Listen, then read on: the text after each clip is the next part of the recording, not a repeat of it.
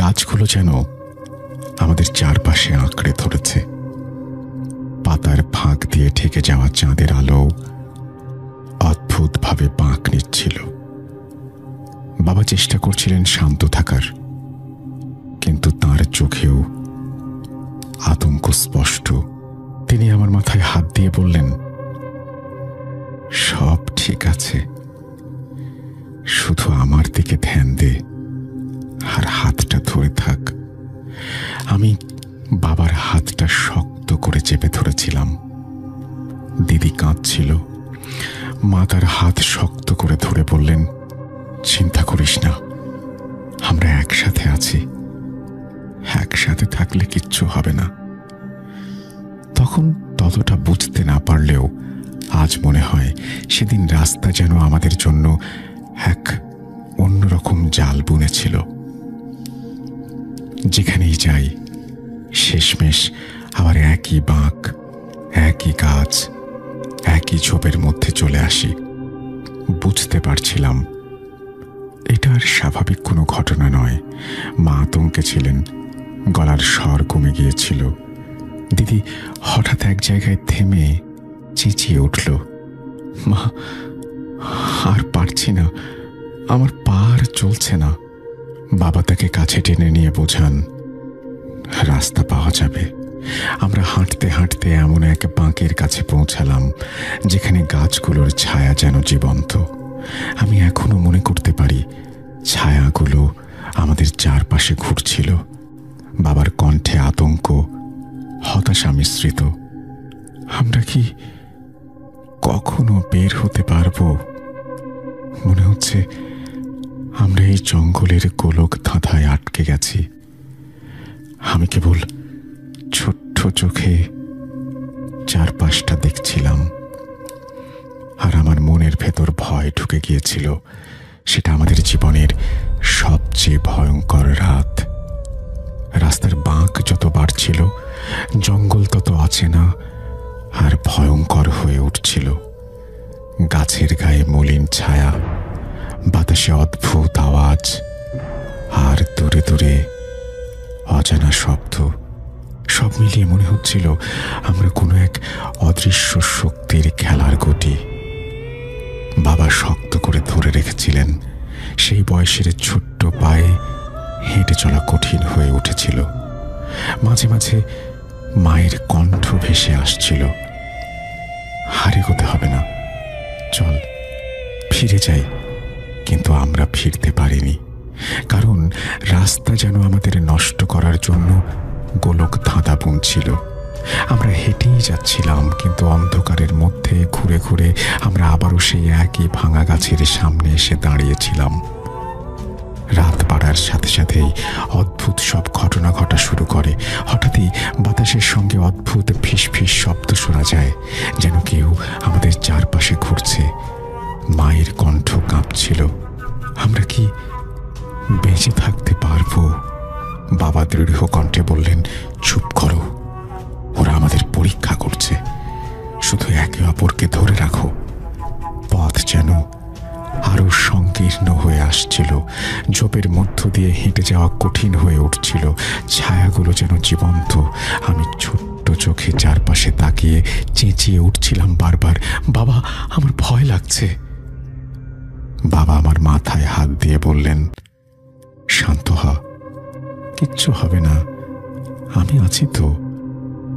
তখনও বুঝিনি সেই রাতটা আমাদের পরিবারের জন্য মৃত্যুর গোলক ধাঁধা হয়ে দাঁড়াবে।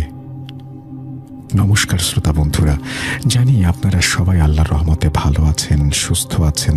আমি সুকান্ত মাইতি আজ আবারও হাজির হলাম একটি অন্যরকম ঘটনা নিয়ে। কতটা ভয়ের জানি না।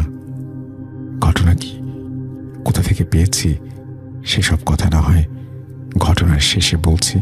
তবে যারা আমার 135তম এপিসোডে গোলক ধাঁধা ঘটনাটা পছন্দ করেছিলেন, আশা করি তাদের ভালো লাগবে। চলুন আর কথা না বাড়িয়ে অন্ধকার গহীনে হারিয়ে যাই। রিয়াজুল সাহেব বলতে থাকেন, 2025 সালে দাঁড়িয়েও আমি এখনো শিউরে উঠি সেই রাতটার কথা ভেবে। আমি তখন মাত্র 7 বছরের এক শিশু, বাবার কোলে চেপে শুধুই কাঁদছিলাম। আর আমার 10 বছরের বোন মায়ের হাত আঁকড়ে ধরেছিল। আমরা 4 জন, আমাদের ছোট্ট পরিবার, গিয়েছিলাম উড়িষ্যার সাতকোশিয়ার জঙ্গল ঘুরতে। সেটা 80 দশকের মাঝামাঝি সময়। তখন সেই জঙ্গল নিয়ে ভয়ঙ্কর গল্প শোনা গেলেও বাবা তেমন গুরুত্ব দেননি। বাবা ছিলেন সাহসী ফরেস্ট অফিসার, তবে সেই জঙ্গলের না। অপরদিকে মা ছিলেন একটু চিন্তাশীল স্বভাবের গৃহবধূ। সেদিন আমরা যখন জঙ্গলের ভেতরে গাড়ি নিয়ে ঢুকলাম, প্রথম দিকে সবকিছু স্বাভাবিক মনে হচ্ছিল, কিন্তু ধীরে ধীরে অদ্ভুত সব ঘটনা ঘটতে শুরু করে। যদিও আমি তখন ছোট, তবুও বাবার আতঙ্কিত মুখ, মায়ের কাঁপা হাত আর দিদির চোখের ভয়ের ছাপ এখনো ভুলতে পারিনি। কিছু দূর গিয়ে আমরা একটি ভাঙা শাল গাছের সামনে পড়লাম। বাবা গাড়ি থামালেন। মায়ের কণ্ঠে উৎকণ্ঠা। তুমি কি ঠিক পথে যাচ্ছ? এই রাস্তা তো খুব অচেনা লাগছে। বাবা একটু বিরক্তির সুরে বললেন, চিন্তা করো না তো, আমি ম্যাপ দেখেছি, ঠিকই যাচ্ছে। আমার স্পষ্ট মনে আছে দিদি মায়ের হাত চেপে ধরে খালি ফিস ফিস করে বলছিল, মা, আমার খুব ভয় করছে, মনে হচ্ছে কেউ কেউ আমাদের পেছন পেছন আসছে। মা তাকে শান্ত করার চেষ্টা করলেন, কিন্তু তাঁর গলাতেও ভয় ছিল। গাড়ি কিছু দূর এগোতেই হঠাৎ আবার সেই ভাঙা শাল গাছটার সামনে পড়ল। এবার বাবার গলায়ও কাঁপুনি। এটা কিভাবে সম্ভব? আমরা তো সোজা এসেছি, তবে একই গাছের সামনে আমরা আসলাম কিভাবে? গাড়ির ভেতর তখন শ্বাসরুদ্ধকর নীরবতা। আমার ছোট্ট মাথায় কিছুই ঢুকছিল না, শুধু মায়ের আঁকড়ে ধরা হাতের উষ্ণতা আর বাবার চোখ মুখের আতঙ্কটা আমার মনে আছে। আমরা এগিয়ে যাচ্ছিলাম, কিন্তু যতবারই গাড়ি চালাতাম বারবারই একই রাস্তা, একই গাছ, একই বাঁক সামনে এসে পড়ছিল। যেন রাতের জঙ্গল আমাদের নিয়ে খেলছে, আর আমরা বেরোবার সব পথ বন্ধ করে ফেলেছি। এর মাঝে গাড়িটা কোনো কারণ ছাড়াই একটা যান্ত্রিক গর্জন করে একটু ঝাঁকুনি দিয়ে থেমে গেল। বাবা নেমে চেক করে দেখলেন ইঞ্জিন ঠিক আছে, কিন্তু কোনো এক অজানা কারণে গাড়িটার স্টার্ট নিচ্ছে না। বাবার চোখ মুখে দুশ্চিন্তার ছাপ। গাড়ি আর স্টার্ট নিচ্ছে না। এদিকে রাত ধীরে ধীরে ঘনীভূত হচ্ছিল অন্ধকারের অনিশ্চয়তায়। বাবার আন্দাজ সামনে 4-5 কিলোমিটারের মধ্যে একটা ফরেস্ট চেকপোস্ট আছে, সেখান পর্যন্ত পৌঁছাতে পারলে আর ভয় নেই।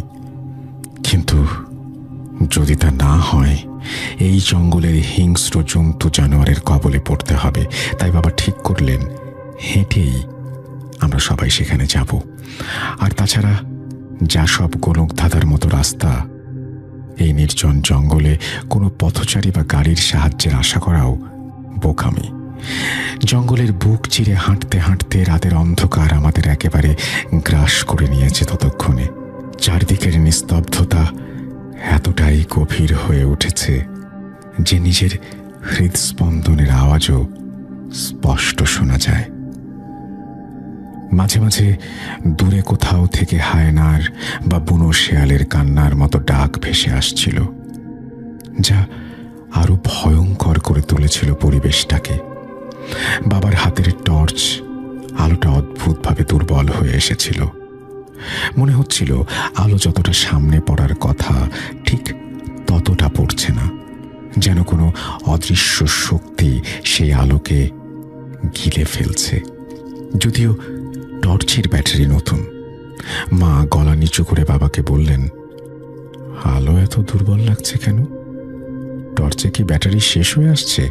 বাবা উত্তর না দিয়ে সোজা তাকিয়ে নিঃশব্দে এগিয়ে চলছিলেন, কিন্তু হাত ধরার দরুন আমি তার হাতের আঙুলের কাঁপুনি টের পাচ্ছিলাম। দিদি শুধু ফিসফিস করে বলছিল, মা, আমার মনে হচ্ছে কেউ আমাদের পেছনে হাঁটছে। আমরা সবাই একবার দাঁড়িয়ে কান পাতলাম। প্রথমে কোনো শব্দ পাওয়া গেল না। আচমকাই শুকনো পাতার মচমচ শব্দ যেন খুব কাছে এসে থেমে গেল। বাবা টর্চ ঘুরিয়ে পেছনে ফিরলেন, কিন্তু অসংখ্য গাছের অন্ধকার ছায়া ছাড়া কিছুই দেখা গেল না। আমি বাবার কাছে গা গুটিয়ে দাঁড়িয়ে রইলাম। বাবা নিচু হয়ে আমার কানে কানে বললেন, ভয় পাস না, আমি আছি। কিন্তু তার কণ্ঠস্বরের ভেতরকার কাঁপুনি আমার ছোট্ট বুকে ঢুকে যাচ্ছিল। আমরা আবার হাঁটা শুরু করলাম। এবার লক্ষ্য করলাম রাস্তা যেন আরো সরু হয়ে গেছে। দুপাশের গাছগুলো অস্বাভাবিকভাবে একে অপরের দিকে ঝুঁকে এসে পথটা ঢেকে দিয়েছে। মা কাঁপা গলায় বললেন, আমি এমন রাস্তা আগে কখনো দেখিনি। তুমি নিশ্চিত আমরা সঠিক দিকে যাচ্ছি? বাবা বিরক্ত স্বরে উত্তর দিলেন, থামো, আমি জানি আমি কোথায় যাচ্ছি। কিন্তু তার চোখের ভেতর শঙ্কার ছায়া, যেন তিনিও নিশ্চিত নন। একটু এগিয়ে হঠাৎ দেখি রাস্তার একপাশে কালো ছায়ার মতো কিছু একটা দাঁড়িয়ে আছে। প্রথমে ভেবেছিলাম গাছের ডাল, কিন্তু হঠাৎ সেটা নড়ে উঠল। আমার গলা শুকিয়ে কাঠ। আমি চিৎকার করে উঠলাম, বাবা, ওখানে ওটা কি? বাবা টর্চটা সেই দিকে ফেললেন, কিন্তু আলো পড়তেই দেখলাম সেখানে কিছু নেই, শুধু ঘন ঝোপঝাড়। মা আবার কাঁধে হাত বুলিয়ে বললেন, ও কিছু না, চোখের ভুল। কিন্তু তার হাতের কাঁপুনি বলছিল তিনিও দেখেছেন। আমরা যতই হাঁটছিলাম জঙ্গলের শব্দ ততই অস্বাভাবিক হচ্ছিল। কখনো গাছের মগডালে অদ্ভুত খসখস শব্দ, যেন ভারী কিছু নড়ছে। আবার কখনো পাতার ফাঁক দিয়ে ভেসে আসছিল ফিস ফিস করা কণ্ঠস্বর, কিন্তু বোঝা যাচ্ছিল না কে কথা বলছে বা কি ভাষা। দিদি কেঁদে ফেলছিলেন বারবার। আমার মা তাকে বুকে টেনে নিচু গলায় কোরআনের আয়াত পড়তে শুরু করলেন। আমি মার ঠোঁটের কাঁপুনি স্পষ্ট দেখতে পাচ্ছিলাম। বাবার কপালে ঘাম জমছিল, অথচ তখন শীতকাল আর জঙ্গলের ভেতর হাড় কাঁপানো ঠান্ডা। তিনি হঠাৎ বলে উঠলেন, আমি আর কিছু বুঝতে পারছি না, এই রাস্তা যেন আমাদের বোকা বানাচ্ছে। তাঁর গলায় যে আতঙ্ক এবং গলাটা যে শুকিয়ে কাঠ হয়ে গিয়েছে সেটা স্পষ্ট। ঠিক তখনই দূরে কোথাও চিৎকারের মতো আওয়াজ ভেসে আসলো, যেটা মানুষের না পশুর ঠিক বোঝা গেল না, কিন্তু এতটা বীভৎস ছিল যে আমাদের চারজনের শরীর একসঙ্গে কেঁপে ওঠে। মা আঁতকে বাবার হাত চেপে ধরে বললেন, ওটা কিসের শব্দ? এত রাতে এই জঙ্গলে মানুষ এলো কোথা থেকে? বাবা কোনো উত্তর দিলেন না, শুধু বললেন, চলো তাড়াতাড়ি এগোতে হবে। আমরা দ্রুত পা চালাতে শুরু করলাম। হঠাৎ দিদি থমকে দাঁড়িয়ে ফিসফিস করে বলল, বাবা দেখো, ওই গাছটার ফাঁক দিয়ে কেউ উঁকি দিচ্ছে। আমরা সবাই একসাথে তাকালাম। অদ্ভুতভাবে ঠিক সেই মুহূর্তে টর্চের আলো নিভে গেল। চারদিকে পিচ কালো অন্ধকার নেমে আসে। দিদির চিৎকার কানে বাজল, মা! আমি বাবার হাত আঁকড়ে ধরে কাঁপছিলাম। বাবার টর্চটা বারবার চাপড়াচ্ছিলেন, কিন্তু আলো আর চলে না। অন্ধকারে আমরা যখন দিশেহারা হয়ে পড়েছি, তখন হঠাৎ আমাদের চারপাশে যেন শখানেক ফিসফিস করা গলার আওয়াজ ভেসে এলো। কণ্ঠগুলো খুব কাছে, যেন চারপাশে গাছের আড়ালে দাঁড়িয়ে শত শত অদৃশ্য মানুষ আমাদের নিয়ে ফিসফিস করছে। মা কোরআনের আয়াত আরো জোরে পড়তে লাগলেন। দিদি কেঁদে তার আঁচল আঁকড়ে ধরল। বাবার হাত কাঁপছিল, আমি টের পাচ্ছিলাম। হঠাৎ এক ঝাপটা বাতাস এত জোরে এলো যে আমাদের টর্চ, ব্যাগ সব ছিটকে মাটিতে পড়ে গেল। সেই বাতাসের সঙ্গে ভেসে এলো এক অদ্ভুত মাংস পচা গন্ধ, যা আমাদের শ্বাসরোধ করে দিচ্ছিল। আমি ঠিক করে শ্বাস নিতে পারছিলাম না, শুধু বাবাকে জড়িয়ে ধরে কাঁদছিলাম। বাবা এক মুহূর্তে আমাদের সবাইকে জড়ো করে ফিসফিস করে বললেন, নড়বে না, এক জায়গায় দাঁড়িয়ে থাকো। এরা চাইছে আমরা ছোটাছুটি করি, কিন্তু ততক্ষণে অন্ধকারের ভেতরে কিছু যেন আমাদের চারপাশে ঘুরতে শুরু করেছে। পায়ের নিচে শুকনো পাতার মচমচ শব্দ, অথচ আমরা কেউ নড়ছি না। মা কাঁপতে কাঁপতে বললেন, কেউ আমাদের ঘিরে ফেলেছে। বাবার কণ্ঠে হতাশা। হ্যাঁ, আমিও তাই টের পাচ্ছি। সেই মুহূর্তে আচমকাই হঠাৎ টর্চ আবার জ্বলে উঠল।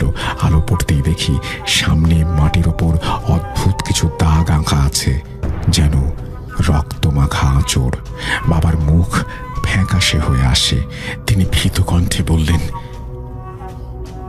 এটা মানুষের কাজ না, এই জঙ্গলের ভেতর কিছু একটা আছে যা আমাদের এখানে আটকে রাখতে চায়। টর্চের আলোয় যে অদ্ভুত রক্তের মতো বৃত্তের আঁচড় দেখেছিলাম, সেটা আমাদের চারজনকে একেবারে স্তব্ধ করে দিয়েছিল। বাবার হাতের টর্চ কাঁপছিল, আলোর রশ্মি বারবার কেঁপে উঠছিল, যেন আলো নিজেই ভয় পাচ্ছে। মাটির ওপর সেই দাগগুলো শুকনো নয়, টাটকা। এমনই মনে হচ্ছিল যেন কিছুক্ষণ আগেই কেউ রক্তাক্ত হাতে ওটা আঁচড়েছে। বাবা ফিসফিস করে বললেন, এটা কোনো পশুর কাজ নয়, মানুষের হাতেরও কাজ নয়, এটা অন্য কিছু। মা আঁচল শক্ত করে বুকের কাছে চেপে ধরলেন, আর দিদি কেঁদে ফেলল। মা, আমি আর পারছি না, আমাদের ফিরিয়ে নিয়ে চলো।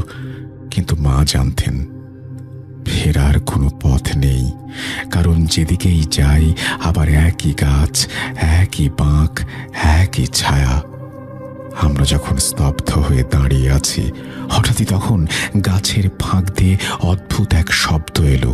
সেটা পুরোপুরি ঠিক মানুষের হাসির মতো নয়, গলার স্বর ভাঙা, খসখসে, যেন একসাথে বহুজন হাসছে। বাবা চাপা স্বরে বললেন, কিছুতেই বিচলিত হয়েও না, শুধু আমার হাত শক্ত করে ধরো। আমি বাবার হাত আঁকড়ে ধরলাম। মা দিদির হাত ধরে রইলেন। টর্চের আলো কাঁপছে। ঠিক তখনই আমরা দেখলাম আলোটা গাছের গুড়ির পাশে পড়তেই সেই ছায়াগুলো নড়ে উঠল। প্রথমে ভেবেছিলাম আলো পড়ায় ছায়াগুলো এমন করছে, কিন্তু ভালো করে তাকাতেই বুঝলাম ওগুলো সত্যিই নড়ছে। অদ্ভুত সব অবয়ব, মানুষের মতো লম্বা ছায়া, কিন্তু অস্পষ্ট ধোঁয়ার মতো, যেন অন্ধকারের চেয়েও কালো। কেউ দাঁড়িয়ে, কেউ হামাগুড়ি দিচ্ছে, কেউ বা ডালপালার ভেতর লুকিয়ে আছে। আমার বুক আতঙ্কে কেঁপে ওঠে। আমি চেঁচিয়ে উঠতে যাচ্ছিলাম, কিন্তু বাবা আমার মুখ চেপে ধরলেন। বাবার কপালে ঘাম টলমল করছে। মা নিচু গলায় পড়ছিলেন, লা ইলাহা ইল্লাল্লাহ মুহাম্মাদুর রাসূলুল্লাহ। তার গলায়ও আতঙ্ক। আমরা হাঁটা শুরু করলাম আবার, কিন্তু এবার ছায়াগুলো আমাদের পিছু নিল। যতবার পেছনে তাকাচ্ছি দেখি তারা ঠিক আছে আগের দূরত্বে। তারা যেন আমাদের হাঁটা নকল করছে। দিদি ভয়ে কেঁপে উঠেছিল। মা, ওরা আমাদের দিকে আসছে, ওরা কি আমাদের খেয়ে ফেলবে? মা তাকে শান্ত করে বুকে টেনে নিলেন, কিন্তু আমি দেখেছিলাম মায়ের চোখ ভেজা, ঠোঁট কাঁপছে। বাবা শুধু বলেছিলেন, কারো চোখের দিকে তাকাবে না, সোজা হাঁটো। হঠাৎই টর্চটা আবার নিভে গেল।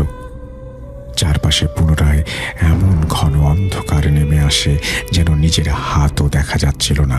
তখনই কানে এলো কেমন দম বন্ধ করা গুঙিয়ে ওঠা আওয়াজ, ঠিক যেন কেউ আমাদের পাশে শ্বাস নিচ্ছে। আমি বাবাকে জড়িয়ে ধরে চিৎকার করে উঠলাম, আমাদের পেছনে কারা আসছে? বাবা আমার মাথায় হাত বুলিয়ে বললেন, কিচ্ছু নয়, চোখ বন্ধ করে আমার হাত ধরে শুধু এগিয়ে চল। কিন্তু আমরা কেউ চোখ বন্ধ করতে পারছিলাম না। আচমকাই মায়ের কাঁপা কাঁপা গলা শোনা গেল, কেউ আমার কাঁধে যেন হাত দিল। বাবার টর্চ চাপতেই অদ্ভুতভাবে আবারও আলো জ্বলে ওঠে। আমরা সবাই একসাথে দেখলাম মায়ের কাঁধের ওপর দিয়ে কালো একটা ছায়ার হাত হঠাৎ সরে গেল। সেই হাতের কোনো স্পষ্ট আঙুল নেই, শুধু লম্বা নখের মতো ধোঁয়াটে ডগা। টর্চের আলো পড়তেই সেটা মিলিয়ে গেল। দিদি তখন এত জোরে কেঁদে ফেলে যে সারা জঙ্গল কেঁপে ওঠে। সেই কান্নার সঙ্গে সঙ্গে চারদিক থেকে একসাথে শত শত ফিস ফিস শব্দ শোনা যেতে লাগলো, যেন কেউ হাসছে, কেউ ডাকছে, কেউ আবার শুধু শ্বাস নিচ্ছে। বাবার মুখ ফ্যাকাশে। আসলে মা সেদিন বিকেলে বেরোতে চাননি। কানা ঘুষোয় টুকটাক সাতকোষিয়া জঙ্গল নিয়ে শোনাই যেত, কিন্তু বাবার জোরাজুরিতে আমরা পরদিন সকালে না বেরিয়ে সেদিন বিকেলেই বেরিয়েছিলাম। তিনি হঠাৎ বলে উঠলেন, দৌড়াও, সবাই দৌড়াও। আমরা চারজন জঙ্গলের ভেতরে দৌড়াতে শুরু করি। গাছের ডাল কাঁটা আমাদের গায়ে ছিঁড়ে রক্ত বের করে দিচ্ছিল, কিন্তু থামার কোনো উপায় নেই। দৌড়াতে দৌড়াতে আমি একবার পেছনে তাকালাম, দেখলাম ছায়াগুলো আমাদের সাথে দৌড়াচ্ছে। তাদের গতি এত দ্রুত যে মনে হচ্ছিল এখনই আমাদের ধরে ফেলবে। আমরা যতই দৌড়াচ্ছিলাম ততবারই সেই ভাঙা শাল গাছের সামনে এসে পড়ছিলাম, যেন জঙ্গলটা আমাদের নিয়ে খেলছে। মা তখন হাঁপিয়ে গিয়ে কেঁদে ফেললেন, আল্লাহ আমাদের বাঁচাও। বাবা হতাশ হয়ে চারপাশে তাকাচ্ছিলেন। আমি তার চোখে ভয়ের সঙ্গে এক ধরনের ভেঙে পড়া অসহায়ত্ব দেখেছিলাম। দিদি আর হাঁটতে পারছিলেন না, সে হোঁচট খেয়ে পড়ে যাচ্ছিল বারবার। বাবা তাকে টেনে তুলেছিল, আমি শুধু বাবার হাত আঁকড়ে ধরে হাঁপাচ্ছিলাম। ঠিক তখনই জঙ্গলের ফাঁক দিয়ে হঠাৎ অদ্ভুত আলো ভেসে এলো।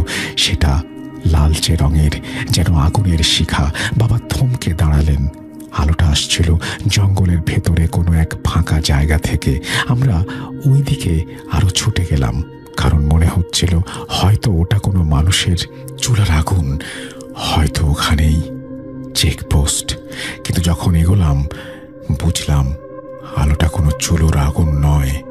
ফাঁকা জায়গায় দাঁড়িয়ে আছে এক বিশাল অগ্নিবৃত্ত, আর তার ভেতরে ঘুরে বেড়াচ্ছে সেই ছায়াগুলো। তারা আগুনের ভেতরে ঢুকে আবার বেরিয়ে আসছে, আর প্রতিবার বেরিয়ে আসলে তাদের অবয়ব আরো ভয়ঙ্কর হয়ে উঠছে। আমরা চারজন একসাথে থমকে দাঁড়ালাম। মা বুক চেপে কাঁদছিলেন, দিদি হাহাকার করে কাঁদছিল। আমি বাবার হাত ধরে শুধু কাঁপা কাঁপা স্বরে বললাম, বাবা আমি বাড়ি যেতে চাই। বাবা আমার মাথায় হাত বুলিয়ে কিছু বলতে যাচ্ছিলেন, ঠিক তখনই আগুনের ভেতর থেকে এক বীভৎস চিৎকার ভেসে এলো। সেই শব্দ এতটাই ভয়ঙ্কর ছিল যে মনে হচ্ছিল বুক ফেটে যাবে। আমি চোখ বন্ধ করে ফেলি, আর বুঝলাম আমরা এমন কিছুর সামনে এসে পড়েছি যা মানুষের বোধগম্যের বাইরে। ফাঁকা জায়গার ভেতর দাঁড়িয়ে আমরা চারজন আতঙ্কে যেন জমে গিয়েছিলাম। আগুনের লালচে আলো গাছের গুড়িতে পড়ে অদ্ভুত সব ছায়া তৈরি করছিল, আবার সেই ছায়াগুলো যেন নড়ছিল নিজের মতো। বাবা চাপা স্বরে আমার মাথায় হাত রেখে বললেন, চোখ নামিয়ে রাখ, তাকাস না। কিন্তু 7 বছরের আমি কৌতূহল আর আতঙ্কে চোখ সরাতে পারিনি। দেখলাম আগুনের ভেতর দিয়ে হঠাৎ বেরিয়ে এলো এক অবয়ব, মানুষের মতো কিন্তু মানুষ নয়। তার শরীর ছিল কালো ধোঁয়ার মতো, মাথা যেন ছাই দিয়ে গড়া, চোখের জায়গায় শুধু লালচে গর্ত। দিদি চিৎকার করে মায়ের আঁচল আঁকড়ে ধরল, মা ওরা কারা? মা তাকে বুকে টেনে নিয়ে কাঁপা গলায় বললেন, চুপ কর, কিছু বলিস না, ওরা শুনতে পাবে। কিন্তু দিদির কান্না থামছিল না। সেই কান্নার শব্দ যেন বাতাসের ভেতরে ঢুকে এক অদ্ভুত প্রতিধ্বনি তৈরি করছিল। প্রতিধ্বনির সাথে চারপাশের ছায়াগুলো আরো দ্রুত নড়তে থাকে, যেন তারা আমাদের কান্না শুষে নিচ্ছে। বাবা হঠাৎ গম্ভীর চাপা স্বরে বললেন, সবাই মাটিতে বসো, একে অপরের হাত ধরে থাকবে, যে করেই হোক আমাদের মনকে শক্ত রাখতে হবে। আমরা 3 জন কাঁপতে কাঁপতে মাটিতে বসলাম। তখনই ঠান্ডা শিরশিরে হাওয়া বইতে শুরু করলো। সেই হাওয়ার মধ্যে কেমন একটা গন্ধ, পচা মাংসের মতো। আমার গা গুলিয়ে উঠল। বাবা দাঁতের দাঁত চেপে ফিস ফিস করে বললেন, ওরা এসেছে। আমরা যে আগুনের বৃত্তের সামনে বসেছিলাম, হঠাৎ সেটার ভেতর থেকে একসাথে কয়েকটা কালো অবয়ব বেরিয়ে আসে। তারা মানুষের মতো হাঁটছিল, কিন্তু পা মাটিতে পড়ছিল না, ভেসে ভেসে আসছিল। তাদের লম্বা হাত, আঙুলের বদলে ধারালো নখ, প্রত্যেকের মুখে সেই ফাঁকা কালো গর্ত, আর সেই গর্ত থেকে অদ্ভুত আলো বের হয়ে আসছিল। আমার বুক কেঁপে উঠল, চোখ বন্ধ করতে পারছিলাম না। দিদি মায়ের কোলে লেপ্টে, মা কাঁপছিলেন, কিন্তু আমাদের শক্ত করে আঁকড়ে ধরেছিলেন। বাবা মাটিতে পড়ে থাকা একটা শুকনো কাঠ হাতে তুলে নিলেন। আমি বুঝতে পারছিলাম তিনি জানেন ওই কাঠ দিয়ে কিছুই হবে না, তবুও লড়তে হবে। তিনি দাঁতে দাঁত চেপে বললেন, তারা যদি কাছে আসে আমি লড়ব। এদিকে সত্যি সত্যি দেখি তারা ধীরে ধীরে ঘিরে আসছিল আমাদের। বাতাসের ভেতর অদ্ভুত আওয়াজ, যেন হাজার মানুষের কান্না আর হাসি একসাথে মিশে আছে। আমার মনে হচ্ছিল মাথা ফেটে যাবে। হঠাৎ একটি ছায়া সামনে এসে থামলো। তার শরীর থেকে কেমন একটা ধোঁয়া বের হচ্ছে। তার সেই অবয়বের ভেতর থেকে গলাবদ্ধ মানুষের মতো শব্দ বেরোলো, ফিরতে তোরা পারবি না, এখন তোরা আমাদের হাতে বন্দী। সেই আওয়াজে দিদি চিৎকার করে ওঠে, আর মা তাকে বুকে চেপে ধরে হাহাকার করে কাঁদতে থাকে। আমি আমার বাবার দিকে তাকালাম। বাবার চোখে শুধু অসহায় আতঙ্ক। তিনি কাঠটা তুলে ধরলেন, কিন্তু আমি দেখলাম তার হাত কাঁপছে। তারপর যা হলো সেটা আমি কখনো ভুলতে পারবো না। তাদের গলায় ফিস ফিস শব্দ যেন সরাসরি মাথার ভেতরে ঢুকে পড়ছিল। আমার কান বাজছিল, বুক ধক ধক করছিল। মা চোখ বন্ধ করে দোয়া পড়ছিলেন, কিন্তু তার গলাও আটকে যাচ্ছিল। দিদি হঠাৎ মায়ের থেকে নিজেকে ছাড়িয়ে বাবাকে জড়িয়ে ধরে, বাবা আমাকে বাঁচাও। বাবা তাকে বুকে জড়িয়ে ধরলেন, আর আমি মায়ের আঁচল আঁকড়ে ধরলাম। ঠিক সেই মুহূর্তে হঠাৎ টর্চটা আবার নিজে নিজেই জ্বলে উঠল। প্রিয় শ্রোতা বন্ধুরা, কি হবে এরপর? এই গোলক দাদা থেকে এই পরিবারটি কি বেরিয়ে আসতে পারবে, নাকি ধরা দেবে সেই ছায়াদের কাছে? আপনারা শুনুন। ঘটনার মাঝামাঝি আছি আমরা, চলে যাচ্ছি পরের অংশে। ছায়াগুলোর গায়ে পড়তেই তারা পিছিয়ে যায়, কিন্তু মুহূর্তের মধ্যেই আলো নিভে গেল। আমি চিৎকার করে কাঁদছিলাম, বাবা টর্চ জ্বালাও, আলোটা জ্বালাও। বাবা টর্চ টিপছিলেন, কিন্তু সেটা জ্বলছিল না। চারপাশে কেবলই অন্ধকার আর ছায়াদের ফিসফিস। আমরা বুঝতে পারছিলাম তারা আমাদের নিয়ে খেলা শুরু করেছে। যেভাবেই হোক তারা চাইছে আমাদের ভয়কে চরমে নিয়ে যেতে। বাবা হঠাৎ আমাদের তিনজনকে পেছনে সরিয়ে নিজের সামনে দাঁড়ালেন, চেঁচিয়ে উঠলেন, যারা এখানে আছো তারা সরে যাও, আমাদের পরিবারকে ছোবে না। তার সেই চিৎকার জঙ্গলের ভেতর প্রতিধ্বনির মতো বেজে আবার ফিরে আসে, আর ছায়াগুলো যেন একসাথে বিভৎস পৈশাচিকভাবে তাচ্ছিল্য করে। তারা আরো কাছে আসে। এখন মনে পড়লে গায়ে কাঁটা দেয়। আমার স্পষ্ট মনে আছে, দেখলাম ছায়াগুলো যেন আমাদের শরীরের ভেতর ঢুকতে চাইছে। মা আতঙ্কে কেঁপে উঠলেন, আর দিদি চিৎকার করে বাবার বুকে মুখ লুকালেন। বাবা তখন কাঠটা তুলে ধরেছিলেন, কিন্তু আমি বুঝতে পারছিলাম এই লড়াই অসম্ভব। আমরা এমন কিছু শক্তির সামনে দাঁড়িয়েছিলাম যা মানুষকে খেলনার মতো ব্যবহার করে। আমার মনে হচ্ছিল সময় থেমে গেছে। আমার কানে তখন শুধু একটাই শব্দ বাজছিল, দিদির কান্না আর মায়ের দোয়া। বাবার মুখ গম্ভীর, চোখে ভয়, কিন্তু একই সাথে এক অদ্ভুত দৃঢ়তা। আমি তখনও জানতাম না খুব শিগগিরই এই জঙ্গলের অন্ধকার আমাদের পরিবারকে ছিন্ন ভিন্ন করে দেবে। ছায়াগুলো এবার ধীরে ধীরে আমাদের চারপাশে সারি সারিভাবে ঝুঁকে এলো। তাদের অবয়বগুলো এত কাছে চলে এলো যে আমাদের মনে হচ্ছিল তারা আমাদের গায়ে লেগে যাবে। বাবার চোখে তখন শুধুই যুদ্ধের আগুন। তিনি কাঠটা দুহাতে শক্ত করে ধরে দাঁড়ালেন, যেন পুরো পৃথিবীর সব ভয়কে ঠেকাতে পারবেন সেই শুকনো কাঠ দিয়ে। হঠাৎ একটি ছায়া শূন্যে ভেসে উঠে বাবার দিকে ঝাঁপিয়ে পড়ল। বাবা গর্জন করে কাঠটা ঘোরালেন, আর আশ্চর্যজনকভাবে সেই ছায়াটা ধোঁয়ার মতো পিছিয়ে গেল। কয়েক মুহূর্তের জন্য আমাদের মনে আশা জাগলো যে হয়তো বাবা পারবেন আমাদের বাঁচাতে, কিন্তু সেটা ছিল বিভ্রম। কারণ সঙ্গে সঙ্গে আরো ৩-৪টে ছায়া একসাথে ঝাঁপিয়ে পড়ে। আমি দেখলাম বাবার হাতে থাকা কাঠটা যেন তাদের ভেতর দিয়ে চলে যাচ্ছে, যেন বাবা কুয়াশাকে আঘাত করছেন। তবু তিনি হাল ছাড়ছিলেন না, ক্রমাগত আঘাত করছিলেন, আর প্রতিবার ছায়াগুলো সেই বিভৎস ভঙ্গিমায় তাচ্ছিল্য করছিল। মা হাহাকার করে আমাকে বুকে টেনে নিলেন, ঠোঁট নড়ছিল। আমি জানি তিনি কোনো দোয়া পড়ছিলেন। তার চোখে তখন শুধু একটাই প্রশ্ন, এই জঙ্গল থেকে কি কোনো দিন মাটিতে বসে পড়ল। তার ঠোঁট কাঁপছিল। মা আর সহ্য করতে পারলেন না।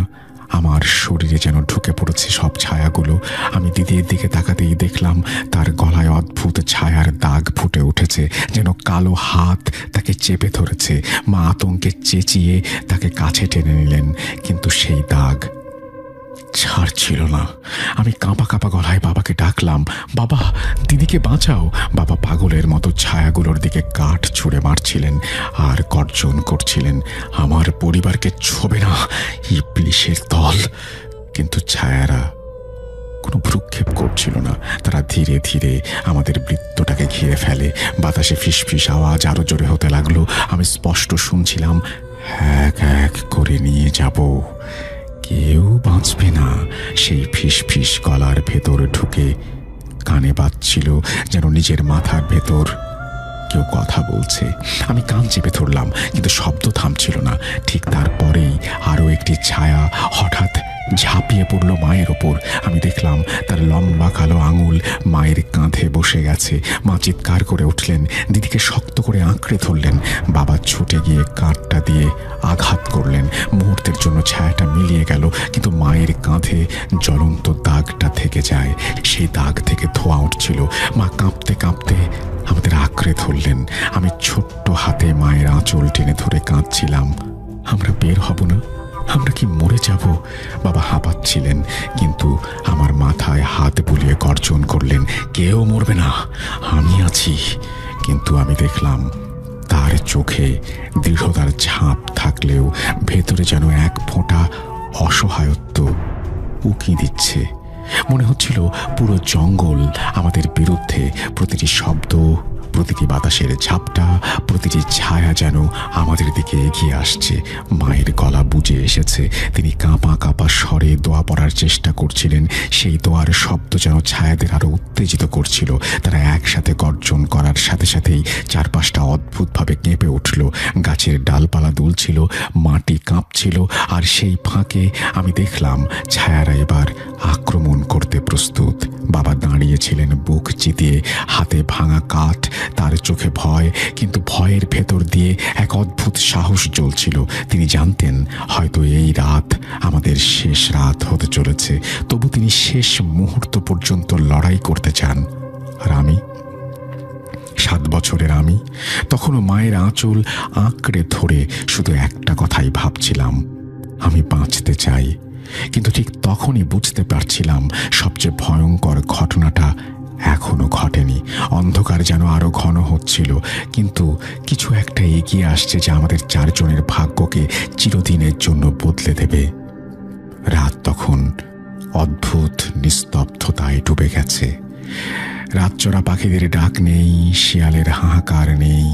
কেবল পাতার ফাঁক দিয়ে আসা বাতাসে এক ধরনের শ্বাসরুদ্ধকর শব্দ। আমরা 4 জন তখনও দাঁড়িয়ে আছি, আর চারপাশ থেকে ছায়ারা ধীরে ধীরে ঘিরে ধরেছে।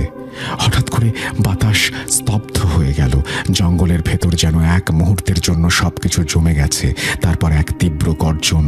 মাটির ভেতর থেকে, গাছের গুঁড়ি থেকে, আমাদের চারপাশ থেকে ছায়ারা একসাথে কাঁপতে শুরু করে। আর ঠিক তারপর এক বিশাল কালো ছায়া তাদের মধ্য থেকে উঁচু হয়ে উঠল। সেই অবয়ব এতটাই উঁচু ছিল যে মনে হচ্ছিল পুরো আকাশ ঢেকে ফেলেছে। তার চোখ দুটো যেন জলজল কয়লার মতন, আর মুখ থেকে বেরোচ্ছিল অদ্ভুত বিভৎস হাসি, যেন হাজার মৃত মানুষের কণ্ঠ মিলেমিশে প্রতিধ্বনিত হচ্ছে। মা হঠাৎ চিৎকার করে বলে উঠলেন, না, আমাদের ছেড়ে দাও, আমার বাচ্চাদের কিছু করো না। তিনি আমাকে আর দিদিকে বুকে আগলে রেখেছিলেন, কিন্তু সেই বিশাল ছায়াটা ধীরে ধীরে নিচে নেমে আসে আর সাপের মতো লম্বা হয়ে আমাদের দিকে এগিয়ে আসে। বাবার গলা ভেঙে গিয়েছিল, না না, আমার পরিবারকে ছেড়ে দাও, আমাকে যা খুশি করো। তিনি পাগলের মতো দৌড়ে গিয়ে কাঠটা ছুঁড়ে মারলেন, কিন্তু সেটা ছায়ার ভেতরে ঢুকে মুহূর্তেই মিলিয়ে গেল। তারপর যা হলো তা আজও আমার স্বপ্নে ফিরে ফিরে আসে। হঠাৎ কয়েকটা কালো হাত ছুটে এলো মায়ের গলার দিকে। মা চিৎকার করলেন, দিদি আতঙ্কে কাঁপছিল। আমি তাদের আঁকড়ে ধরতে চাইছিলাম, কিন্তু বাবার শক্ত হাত আমাকে পেছনে ঠেলে দিল। তিনি চিৎকার করলেন, চোখ বন্ধ করো, চোখ বন্ধ করো। তবু আমি চোখ বন্ধ করতে পারিনি। আমি দেখলাম সেই কালো হাতগুলো মায়ের বুক চিরে ঢুকে যাচ্ছে। তার মুখ দিয়ে বেরিয়ে আসছে ভয়ার্ত আর্তনাদ। তার চোখ বিস্ফারিত হয়ে উঠল, কণ্ঠের দোয়া থেমে গেল। দিদি চিৎকার করতে করতে মায়ের শরীরে লেপ্টে ধরে, কিন্তু হঠাৎ একটা ছায়া দিদিকে আলাদা করে টেনে নিল। আমি শুনলাম দিদির গলা ফেটে যাওয়া চিৎকার, মা, মা, আমাকে ছেড়ো না। ছায়াটা যেন খেলছিল। দিদির শরীর মাটির উপরে ভেসে উঠল, তার গলা চেপে ধরেছে। বাবা পাগলের মতো ঝাঁপিয়ে পড়লেন, কিন্তু সঙ্গে সঙ্গে ছায়াটা তাকে ছুঁড়ে মাটিতে ফেলল। তার মুখে রক্ত, কিন্তু তিনি গর্জন করে উঠলেন, আমার মেয়েকে ছেড়ে দাও, আমার স্ত্রীকে ছেড়ে দাও। কিন্তু ততক্ষণে সব শেষ। মা তখন নিথর, তার গায়ের ভেতর দিয়ে ধোঁয়া বেরোচ্ছে এমন মনে হচ্ছে। আর দিদি বাবার সামনে ধপ করে মাটিতে পড়ে গেল। তার চোখ খোলা, প্রাণ নেই। আমি অসহায়ভাবে কাঁদছিলাম, বাবার বুকে মাথা গুঁজে চিৎকার করছিলাম, না না না, আমার মা, আমার দিদি। সেই মুহূর্তে পুরো জঙ্গল অদ্ভুত হাসিতে কেঁপে উঠল। ছায়ারা যেন বিজয়ের আনন্দে উল্লাস করছে। বাবা মাটিতে বসে স্তব্ধ হয়ে গিয়েছিলেন। তার চোখ ভিজে গেছে, ঠোঁট নড়ছিল, কিন্তু কোনো শব্দ বেরোচ্ছিল না। আমি তার বুকের ভেতর লুকিয়ে কাঁদছিলাম। তখনই বুঝলাম আমরা দুজনেই বেঁচে আছি, কিন্তু চারজন আর একসাথে নেই। মা আর দিদি আমাদের ছেড়ে চলে গেছে সেই অমানসিক অন্ধকারের কবলে, আর আমরা কিছুই করতে পারিনি। মা আর দিদির নিথর দেহ মাটিতে পড়ে আছে। আমি বাবার বুকে মুখ লুকিয়ে কাঁপছিলাম। তাদের শরীর থেকে ধোঁয়া বেরোচ্ছে, যেন ধীরে ধীরে ছায়ার ভেতর গলে যাচ্ছে। সেই দৃশ্যটা এতটাই বীভৎস ও মর্মান্তিক যে আমার ছোট্ট বুক ফেটে যাচ্ছিল কান্নায়।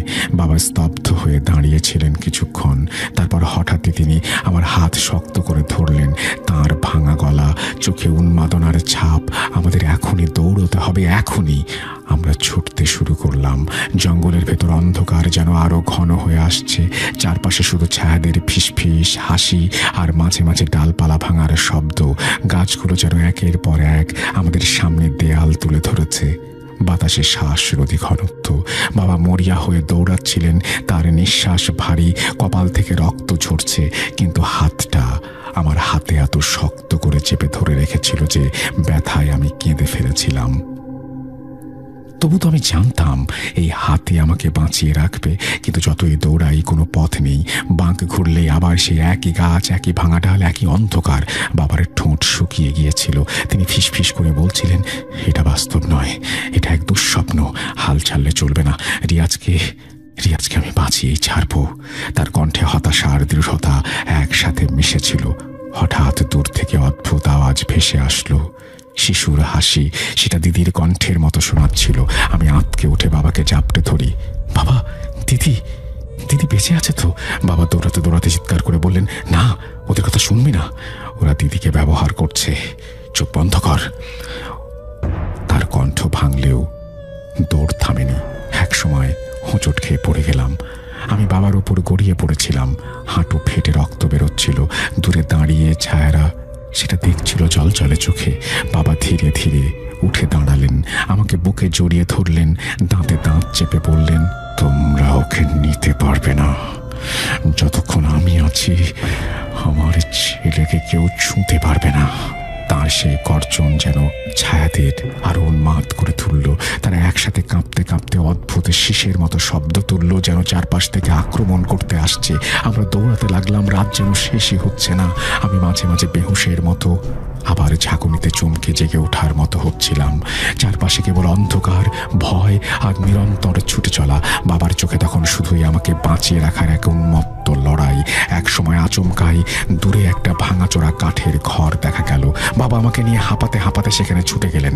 কাছে গিয়ে বুঝলাম ওটা একটা পুরনো চেকপোস্টের ধ্বংসাবশেষ। দেয়াল ভাঙা, ছাদ অর্ধেক নেই। আমরা ভেতরে ঢুকে পড়লাম। বাবা আমাকে সিঁড়ির নিচে বসিয়ে রাখলেন আর নিজে ভাঙা দরজার সামনে দাঁড়িয়ে থাকলেন, হাতে কেবল একটা ভাঙা লাঠি। তার চোখে তখন কেবল একটাই প্রতিজ্ঞা, যে করেই হোক তিনি আমাকে এই রাতটা পার করাবেন। খেয়াল করলাম ঘরের ভেতরে এক কোণে ভাঙাচোরা একটি ছোট্ট পিঁড়ির মতো রাখা। তখন না বুঝতে পারলেও এখন বুঝি ওটা হিন্দুদের পূজার সিংহাসনের মতো কিছু একটা। সেখানে ধুলো জমে মাখামাখি। হঠাৎই পৈশাচিক গর্জনে চোখটা সেদিকে ঘুরে গেল। দেখি ছায়া ঘিরে দাঁড়িয়েছে। তাদের ফিসফিস বাড়তে থাকে। অবয়বগুলো দরজার ফাঁক দিয়ে ভেতরে ঢোকার চেষ্টা করছিল, কিন্তু দেখি ছায়ারা ঘিরে দাঁড়িয়েছে। তারা ফিসফিস করছে, কেন জানি না ঢুকতে পারছিল না। আমি বাবার কাঁধে মুখ গুজে কাঁদছিলাম। বাবা চাপা স্বরে ফিসফিস করে বললেন, রিয়াজ, ভয় পাস না, সকাল হলে সব ঠিক হয়ে যাবে। ভোর পর্যন্ত আমাদের বেঁচে থাকতে হবে। কিন্তু রাত তখনও শেষ হয়নি। ছায়ারা বাইরে উল্লাস করছে।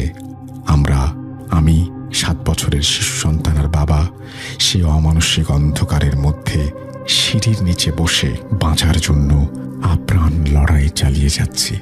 সেই ভাঙাচোরা চেকপোস্টের সিঁড়ির নিচে আমি এবং বাবা কতক্ষণ যে বসেছিলাম খেয়াল নেই। বাইরে তখনও ছায়াদের তাণ্ডব চলছিল, তাদের হাসি, ফিসফিস। কিন্তু অদ্ভুত এক অজানা কারণে ভেতরে প্রবেশ করছিল না তারা। অন্ধকারটা ততক্ষণে সয়ে গেছে। বাতাস এত ঠান্ডা হয়ে উঠেছিল যে নিঃশ্বাস বেরোলেই ধোঁয়া দেখা যাচ্ছিল। বাবা আমার মাথায় হাত রেখে স্তব্ধ হয়ে বসেছিলেন। তাঁর ঠোঁট নড়ছিল বারবার বিড়বিড় করে। কণ্ঠে কোনো ভাষা ছিল না, শুধু দুঃখ আর মরিয়া বিশ্বাস। আল্লাহ যদি থাকেন তাহলে অবশ্যই সাহায্য করবেন। রাত তখন শেষের পথে, তবুও প্রতি মুহূর্ত যেন অনন্তকাল। হঠাৎ দরজার ফাঁক দিয়ে এক লম্বা ছায়া ভেতরে ঢুকতে চাইল। আমি চিৎকার করে উঠি। বাবা ধরফর করে ওঠে, ভাঙা লাঠিটা হাতে নিয়ে গর্জে ওঠে। সেই মুহূর্তে যেন গোটা ঘরটা কেঁপে উঠল এক অলৌকিক ঐশ্বরিক শক্তিতে। ছায়াগুলো অদ্ভুত শব্দ করে পিছু হটল। তাদের ফিসফিস রাগটা গর্জনে পরিণত হলো। তারপর হঠাৎ নিস্তব্ধ। আমরা অবাক চোখে সেদিকে তাকিয়ে দেখলাম। ঠিক তখনই বাইরে পাখির ডাকে ভোর হওয়ার আভাস মিলল। ফজরের ওয়াক্ত হয়ে গেছে। হয়তো আমি আর টিকে থাকতে পারছিলাম না। আমার চোখে আঁধো ঘুম, শরীর ঠান্ডায় অসাড়। বাবা আমাকে শক্ত করে বুকে টেনে নিলেন। আর একটু সহ্য কর রিয়াজ, আর একটু, সূর্য উঠলে সব ঠিক হয়ে যাবে। তার গলা ভেঙে যাচ্ছিল, চোখে জল জমছিল, কিন্তু তবুও তিনি শক্ত থাকার ভান করছিলেন। ভোরের প্রথম আলো যখন গাছের ফাঁক দিয়ে ভাঙাচোরা চেকপোস্টের ভেতর ঢুকলো, তখন ছায়াগুলো হাওয়ায় মিলিয়ে গেল। চারপাশে অদ্ভুত এক নিস্তব্ধতা। আমি তখন প্রায় অচেতন। বাবা কেবল আমাকে আঁকড়ে ধরে সিঁড়ির নিচে হেলে পড়েছিলেন। তার চোখ আধ খোলা, ঠোঁটে কেবল এক শেষ শব্দ, বাঁচাও। ঠিক তখনই আল্লাহর রহমতে কাঠুরেদের একটা দল জঙ্গলের ভেতর দিয়ে যাচ্ছিল। তারা পুরনো চেকপোস্টের কাছে এসে থমকে দাঁড়ালো। ভাঙা সিঁড়ির নিচে চোখ পড়ল একজন রক্তাক্ত ক্ষতবিক্ষত মানুষ আর তার বুকে লেপ্টে থাকা ছোট্ট এক শিশু। তারা দৌড়ে এসে আমাদের টেনে তুলল। আমি ক্ষীণ শুনতে পেলাম একজন কাঠুরে আতঙ্কিত গলায় বলছে, বেঁচে আছে, বেঁচে আছে এখনো। আমাদের শরীর তখন ক্লান্তিতে অসাড়। নিঃশ্বাস চলছিল। কাঠুরেরা দ্রুত আমাদের বাইরে নিয়ে এলো। সূর্যের আলো তখন জঙ্গলের ভেতরে পুরোপুরি ঢুকে পড়েছে। চারপাশের গাছপালা শান্ত, নিরীহ, যেন রাতে কিছুই ঘটেনি। কিন্তু বাতাসে তখনও লেগেছিল ভয় আর মৃত্যুর গন্ধ। কেউ জানল না সেই রাতে আসলে কি ঘটেছিল সাতকোশিয়ার জঙ্গলের ভেতর। পরবর্তীতে মা আর দিদির দেহ কখনো খুঁজে পাওয়া যায়নি। একটি ফরেস্ট ডিপার্টমেন্টের দল সারা জঙ্গল তন্ন তন্ন করে খুঁজলেও কোথাও তাদের খোঁজ মেলেনি। কাঠুরেরা বিশ্বাস করলেও ফরেস্ট অফিসাররা মানতে নারাজ যে সেটা কোনো অতি প্রাকৃত দুর্ঘটনা। তাদের ধারণা নেকড়ে বা হায়নার দল বা লেপার্ড মা আর দিদিকে শিকার করে নিয়ে গেছে। তাদের হদিশ পাওয়া মুশকিল। বাবার কিছু বলেন না, কি বলবেন? সেই বিভৎসতা যার সাথে ঘটে শুধু সেই জানে তার নির্মম সত্য। মা নেই, দিদি নেই, কেবল আমি আর বাবা বেঁচে ফিরলাম, এটাই সত্যি। চোখে সেই ভৌতিক ছায়াদের স্মৃতি যা আজও মুছে যায়নি। বাবা সেই শকটা সহ্য করতে পারেননি, কয়েক বছরের মধ্যেই মারা যান। এই ছিল ঘটনাটি এক পরিচিত ভাইয়ের কাছ থেকে সংগ্রহ করেছি। তিনি ঘটনাটি শোনেন তার অফিসের সিনিয়র 53 বছরের শেখ রিয়াজুল হকের কাছ থেকে। ঘটনাটি তার ছোটবেলার নির্মম দগদগে বাস্তব। এখন বিশ্বাস করা বা না করাটা সম্পূর্ণই শ্রোতা বন্ধুদের ব্যক্তিগত ব্যাপার। ভালো থাকবেন, আল্লাহ হাফেজ, এই বলে সুকান্ত মাইতি তার ঘটনা শেষ করেছেন। সুকান্ত মাইতি, আপনাকে অসংখ্য ধন্যবাদ আমাদের সঙ্গে থাকার জন্য। এই বিশেষ মুহূর্তে আপনার একটা ঘটনা আমাদের সাথে শেয়ার করার জন্য। যদি ভালো লাগে তাহলে এই ঘটনাটি অবশ্যই শেয়ার করবেন বন্ধুদের সাথে এবং আমাদের চ্যানেলটি সাবস্ক্রাইব করতে ভুলবেন না। কেমন আছেন আপনারা? আশা করি আল্লাহর রহমতে ভালো আর সুস্থ আছেন। আমি মোহাম্মদ সিফাত আলম বলছি চট্টগ্রাম থেকে। আজ আমি আপনাদের সাথে সোহান ভাই নামের এক কলিগের ছোট বোনের সাথে ঘটে যাওয়া ঘটনা শেয়ার করতে যাচ্ছি, যা তিনি আমাকে আমার অফিস চলাকালীন সময়ে শেয়ার করেছিলেন। আশা করছি ঘটনাটি আপনাদের ভালো লাগবে। ঘটনায় যাবার আগে রাসেল ভাইয়ের কাছে ঘটনার ভেতরের ভুল ত্রুটির জন্য ক্ষমা প্রার্থনা করছি। সরাসরি চলে যাচ্ছি ঘটনায়। আসসালামু আলাইকুম রাসেল ভাইয়া। আমি আগে একটা কথা বলে রাখি, আমি ভূত.কমের অনেক বড় একজন ভক্ত। আপনাকে অনেক ধন্যবাদ ভূত.কমকে ভালোবাসার জন্য এবং সঙ্গে থাকার জন্য। তারপরে তিনি লিখছেন, আজ যে ঘটনাটি আমি আপনাকে পাঠাচ্ছি সেটি একটু ভিন্ন। এই ঘটনাটি ঘটেছিল আমার নিজের সঙ্গে একটি ট্রেন যাত্রায়। আমরা সবাই চট্টগ্রাম থাকি। ঘটনার দিনের তারিখ মনে নেই আমার, তবে ঘটনাটি শীতকালের। আমরা ঢাকায় এক আত্মীয়ের বিয়েতে গিয়েছিলাম। অনুষ্ঠান শেষ করে আরও 10-12 দিন ঘুরে বেরিয়েছি। আত্মীয় স্বজনকে দেখা, পুরনো বন্ধুদের সঙ্গে বসা, শহরের রাস্তাঘাটে দল বেঁধে ঘোরা, ঠিক যেরকম হয় অনেকদিন পর সবাই একত্র হলে। ফেরার সময়টা এসে পড়তেই মনটা খারাপ হয়ে গেল। ঢাকার ঠান্ডা আর উৎসবের রেশ ফেলে কারোরই যেতে ভালো লাগছিল না। তারপরও চট্টগ্রাম ফিরতেই হলো, কারণ বাড়িতে বাবা একা ছিলেন। তার স্বাস্থ্যের অবস্থা খুব একটা ভালো ছিল না। বিয়ের অনুষ্ঠানে তাই তিনি যেতে পারেননি। আমার স্পষ্ট মনে আছে সময়টা ছিল 23 কিংবা 24 ডিসেম্বর। সেই সময় প্রচণ্ড বৃষ্টি হচ্ছিল। বৃষ্টির জেরে ট্রেন লেট করছিল। সেই দিনটাতেই আমরা টিকিট কেটে নিলাম। আমি ট্রেনটির নাম বলছি না, মনে নেই, তবে আমার মনে হয় সন্ধ্যা 6টা বা 7টার দিকে ট্রেনটা ছাড়ত। আমরা সেদিন একটা কেবিন নিয়েছিলাম, পুরোপুরি বন্ধ করা যায় এমন ছোট্ট একটা কেবিন। সামনে ভালো মানের দরজা, ভেতরে 4 জন বসার মতো জায়গা, উপরে নিচে ঘুমানোর মতো ব্যবস্থা ছিল। আমাদের সঙ্গে যারা পুরুষ যাত্রী ছিলেন তারা অন্য বগিতে ছিলেন। দুঃখিত, আমি আমার পরিচয় দিইনি। আমার নাম আসমা। আমি সে সময় ইন্টারমিডিয়েট প্রথম বর্ষে পড়তাম। ঘটনায় ফিরি।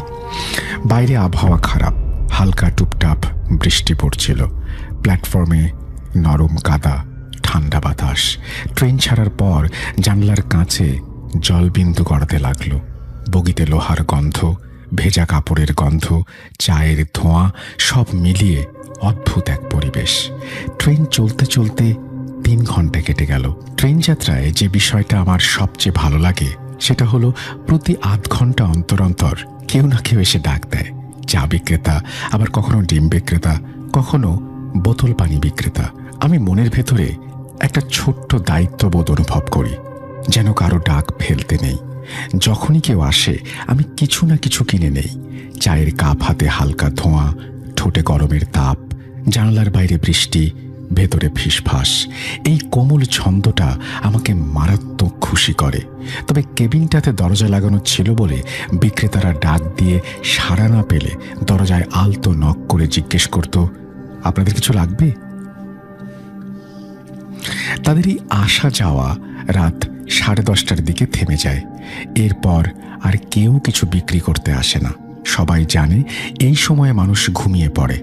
অকারণে বিরক্ত করা ঠিক না। প্রায় রাত 12টা বাজে। আমার খালা আর আমার আম্মু ঘুমিয়ে পড়েছেন। আমি তখন একটা ফোন নিয়ে বসি। রাতে আমার ঘুম আসে না, তাই পড়তে ভালো লাগে। একটা নোবেল পড়ছিলাম। বাইরে তখনও সামান্য বৃষ্টি, বগির জয়েন্টে ঠক ঠক শব্দ, দূরে লোকোমোটিভের নরম গর্জন। ঠিক তখনই দরজায় টোকা পড়ল। প্রথমে ধড়াস করে ওঠার মতো ভয় পেয়েছিলাম, তারপরে ভাবলাম হয়তো আমাদেরই সঙ্গে আসা অন্য বগি থেকে কেউ এসেছেন। ধীরে ধীরে নিচে নামলাম। দরজার কাছে গিয়ে খুব কম আওয়াজে জিজ্ঞেস করলাম, কে? বাইরে কে? কোনো উত্তর এলো না। দরজা আলতো করে সরিয়ে বাইরে তাকালাম। কাউকে দেখা গেল না। খানিকটা দ্বিধায় পড়ে দরজাটা খুলে বাইরে উঁকি দিলাম। দুই পাশে যতটা দূর চোখ যায় ফাঁকা করিডোর, শুধু বাতাস আর ট্রেনের ঝিম ধরা শব্দ। ভাবলাম হয়তো ভুল শুনছি। ফিরে এসে সিটে শুয়ে পড়লাম। কয়েক সেকেন্ডও পার হয়নি, আবার কড়া নাড়া। এবার টোকাটা স্পষ্ট, দ্রুত, একটানা। বুকের ভেতরটা ছ্যাদ করে উঠল। ভয়ে আমি আমার খালাতো বোন রাফিয়াকে বললাম, আপু, বাইরে কেউ টোকা দিচ্ছে। সে অর্ধনিদ্রায় উঠে বসে জিজ্ঞেস করল, কে? আমরা সবাই চুপচাপ অপেক্ষা করতে লাগলাম টোকাটা আবার ফিরে আসে কিনা। কিন্তু আর কোনো টোকা এলো না। তারা বিরক্ত হয়ে আমাকে বকা দিয়ে আবার শুয়ে পড়ল। আমার কিন্তু ঘুম ভাঙলেই আর ফেরে না। মাথার ভেতর দরজার টোকাটা ঘুরতে লাগলো।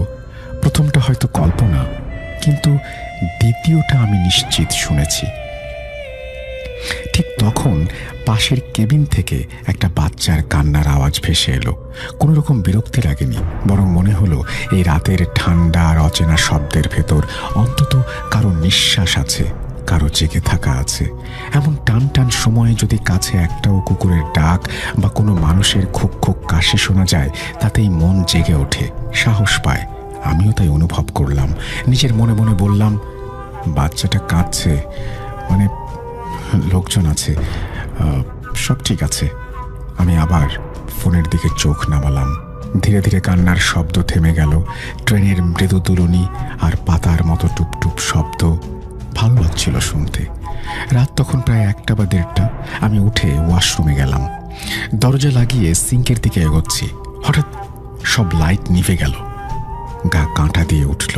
মুখ দিয়ে অজান্তেই চিৎকার বেরোলো। ঠিক পরক্ষণেই লাইট ফিরে এলো, কিন্তু ফিরে আসার সঙ্গে সঙ্গে আমার চোখ পড়ল আয়নায়।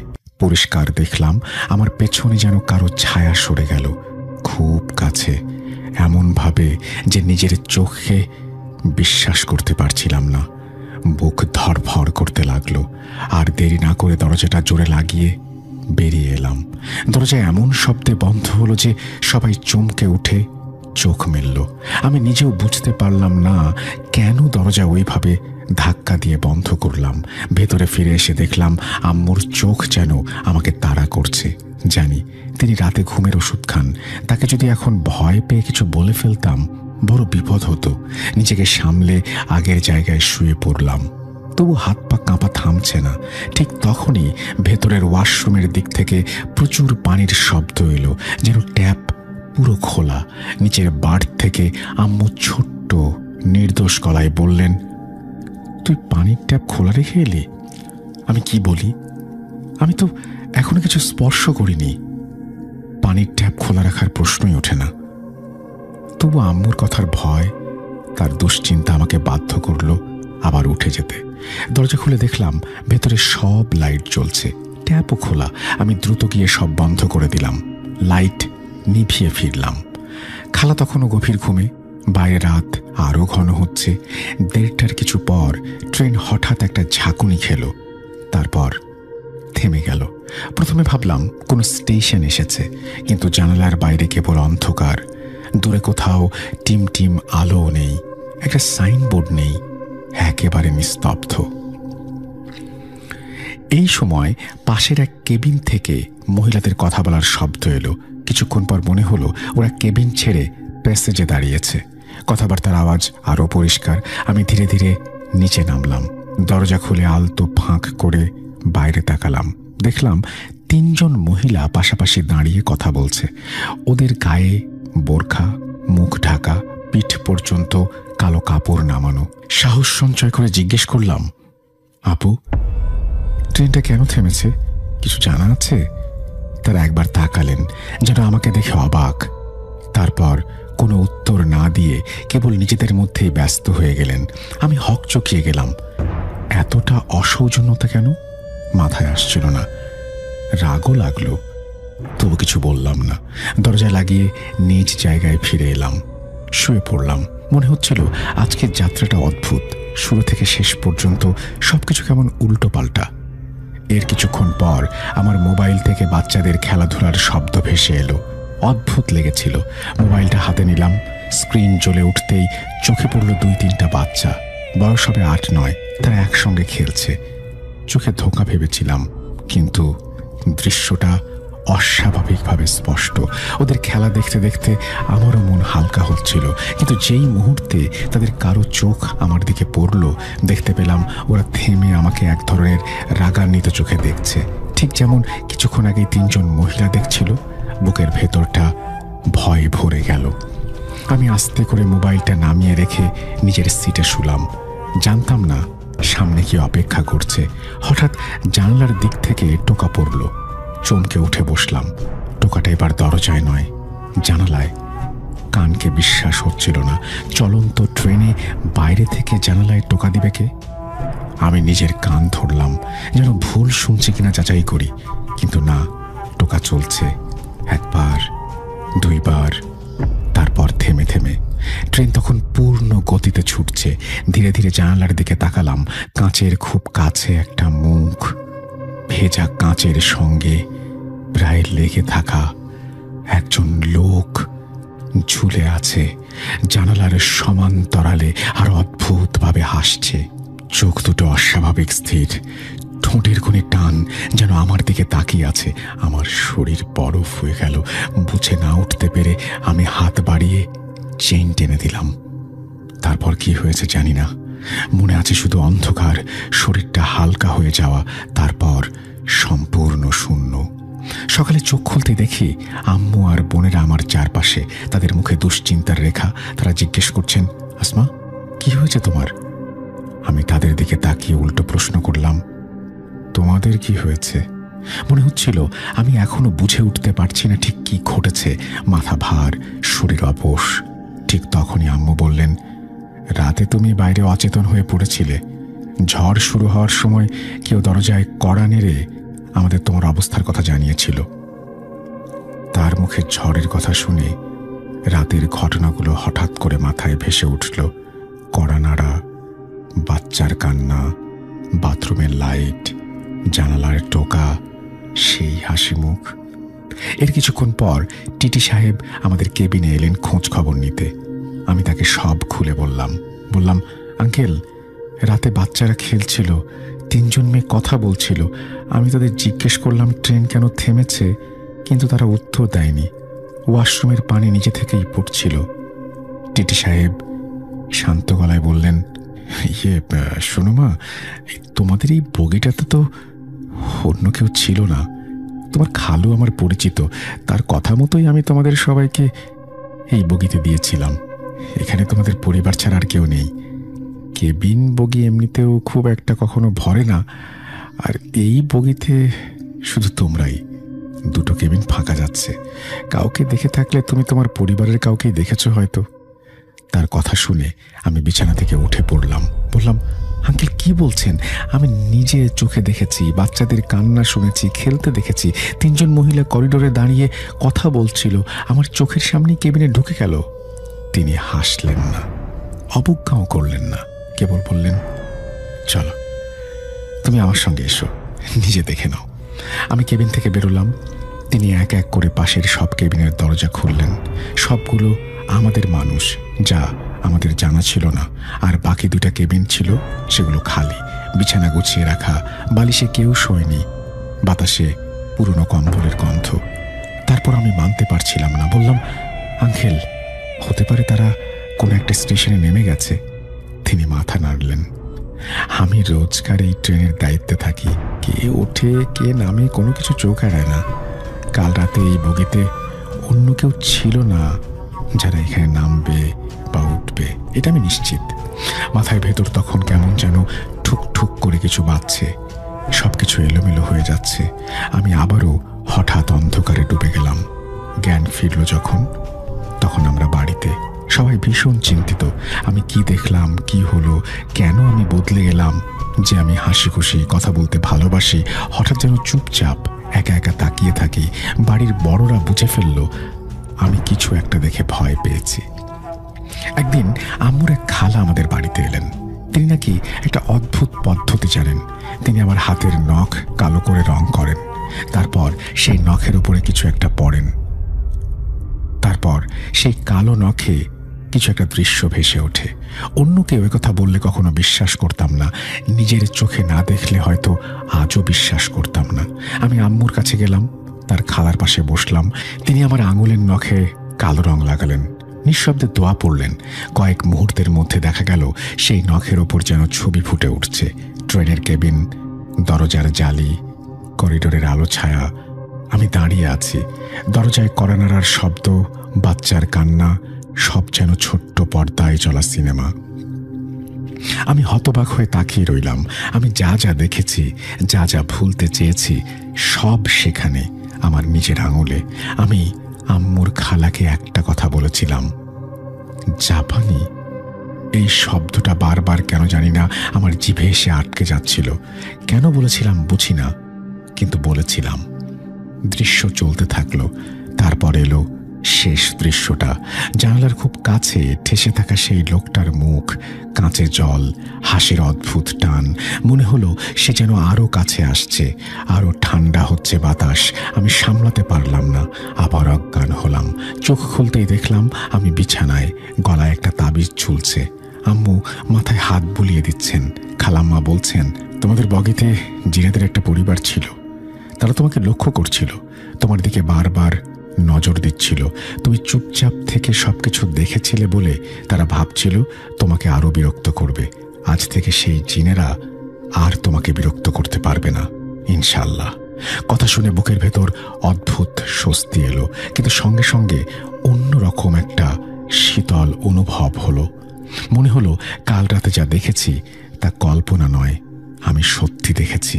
আর সেই সত্যি জিনিসটা মানুষ ছিল না। এরপরের দিনগুলোতে অনেকবার নিজেকে প্রশ্ন করেছি, ট্রেনের করিডোরে বাতাস কি আমাকে ধোঁকা দিয়েছিল?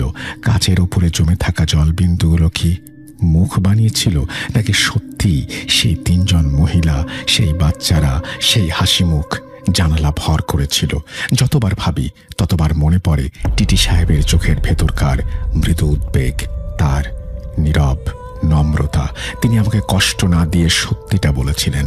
আর আম্মুর খালার নখের পর্দায় ভেসে ওঠা দৃশ্যগুলো, সেগুলো তো কারো তৈরি করা নয়, আমার নিজের স্মৃতি থেকেই সেই দৃশ্য উঠে আসা। সময় গড়িয়ে গেছে, আজ 15 বছর পার হয়ে গেছে সেই রাতের ঘটনা। এখন 15 বছরের অতীত। তবু এই ঘটনার কথা মনে পড়লে শরীরের লোম দাঁড়িয়ে যায়, পিঠের ওপর শীতল বাতাস বয়ে যায়। যেদিন প্ল্যাটফর্মে বৃষ্টির পানি গড়াচ্ছিল, যেদিন দরজার ওপারে কেউ না থাকা সত্ত্বেও টোকা পড়েছিল, বাথরুমের লাইট নিভে গিয়েছিল, জানালায় টোকা পড়েছিল চলন্ত ট্রেনের ভেতরেও, চোখ বন্ধ করলে আজও সেসব শব্দ শুনি। আপনারা বিশ্বাস করুন বা না করুন, আমার দেখাটা আমার নিজের।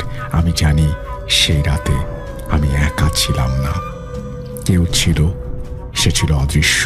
হয়তো তারা কিছু করতে চায়নি, কেবল আমার চলমান জীবনের কাছে এসে নিজেদের উপস্থিতি জানান দিয়েছিল। আর একটা কথা, সে রাতে যদি দরজায় কড়া নেড়ে কেউ আমাদের খবর না দিত, আমি হয়তো আরো বড় বিপদে পড়তাম। কে ছিল সে, কিভাবে জানলো, আবার কেন কেউ আমাদের কেবিনে এসে বলল, এসব প্রশ্নের উত্তর আমার কাছে নেই। প্রিয় লিসেনার্স, এই ছিল আজকের ঘটনা। আশা করছি আপনাদের ভালো লেগেছে। ফিরে আসবো আবার নতুন কোনো ঘটনা নিয়ে। আমি পুরান ঢাকার ইসলামবাগের লালবাগে থাকি। এটা আমার প্রথম ঘটনা, পড়ে শোনালে খুশি হব। ঘটনায় আসা যাক। আমি ঘটনাটি শুনেছি আমার এক বড় ভাইয়ের মুখে। তার নাম আমি বলছি না, এবং যার সাথে ঘটেছে তাদের নামও বলছি না। আমি যে কয়টা নাম বলবো সব ছদ্মনাম। ঘটনায় আসা যাক। ঘটনাটি ঘটে 1990 সালে ঢাকার বিখ্যাত একটি হাসপাতালের মর্গে। সেই হাসপাতালটির নাম আমি বলছি না। পলাশ ভাইয়ের দাদা ছিল সেই হাসপাতালের ডোম, তার স্ত্রী ছিল তার সহযোগী। পলাশ ভাইয়ের দাদা হঠাৎ হৃদরোগে মারা যান।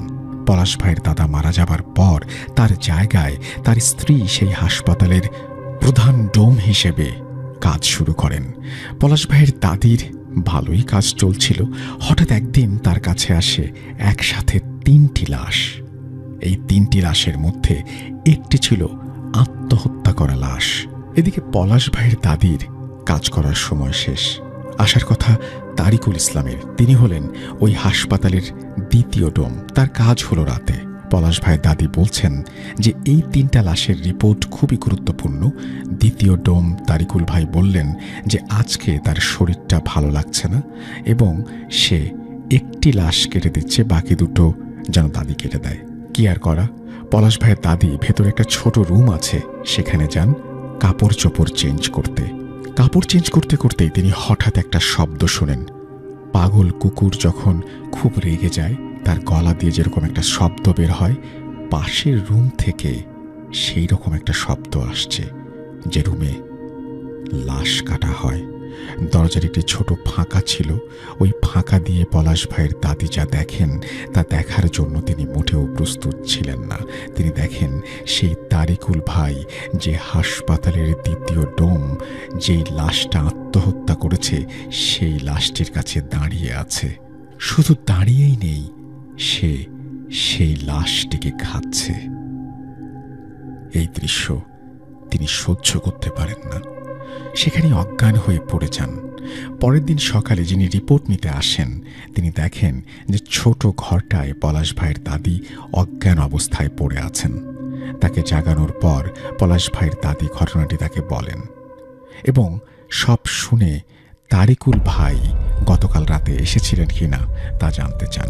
মর্গের দারোয়ানটি বলে, কালকে রাতে কেউ মর্গে প্রবেশ করেনি। দারোয়ানের কথা শুনে পলাশ ভাইয়ের দাদি মারাত্মক ভয় পান।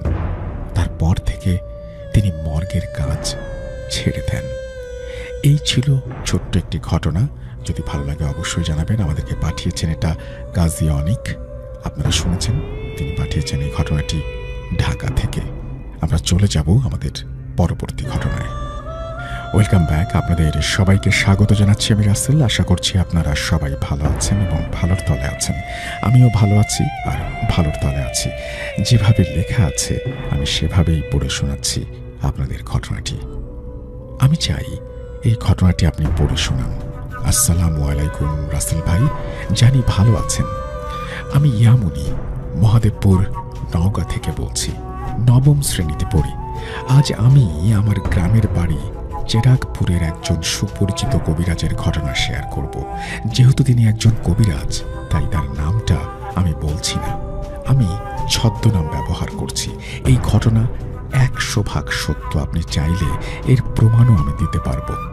এরপরে তিনি একটা অনুরোধ করেছেন, ভাইয়া আপনারা ঘটনাটি সিলেক্ট করার মতো না হলে সিলেক্ট করবেন না, কিন্তু দয়া করে এই ঘটনাটি সত্যি নাকি মিথ্যা তা নিয়ে কোনো সন্দেহ রাখবেন না, অনুরোধ করছি। যাই হোক, সুমন সাহেব যখন জন্মেছেন তখন তার গায়ে পক্স বা বসন্ত নিয়ে তিনি জন্মেছিলেন। তা দেখে পরিবারের সবার মধ্যে এক প্রকার অশান্তি শুরু হয়। সন্তান জন্ম মানে আনন্দ, তবে তাদের মধ্যে শোকের ছায়া নেমে আসে। তারা না পারছে সন্তানকে সুস্থ করতে, না পারছে এমন অসুস্থ সন্তানকে নিজের কাছে রাখতে। হাজার চেষ্টা করেও সন্তান ঠিক হচ্ছে না। ডাক্তারের ঔষধ সব বৃথা যাচ্ছে। 2 দিন অসুস্থ সন্তানকে নিয়ে বুকে জড়িয়ে কান্না করে মা।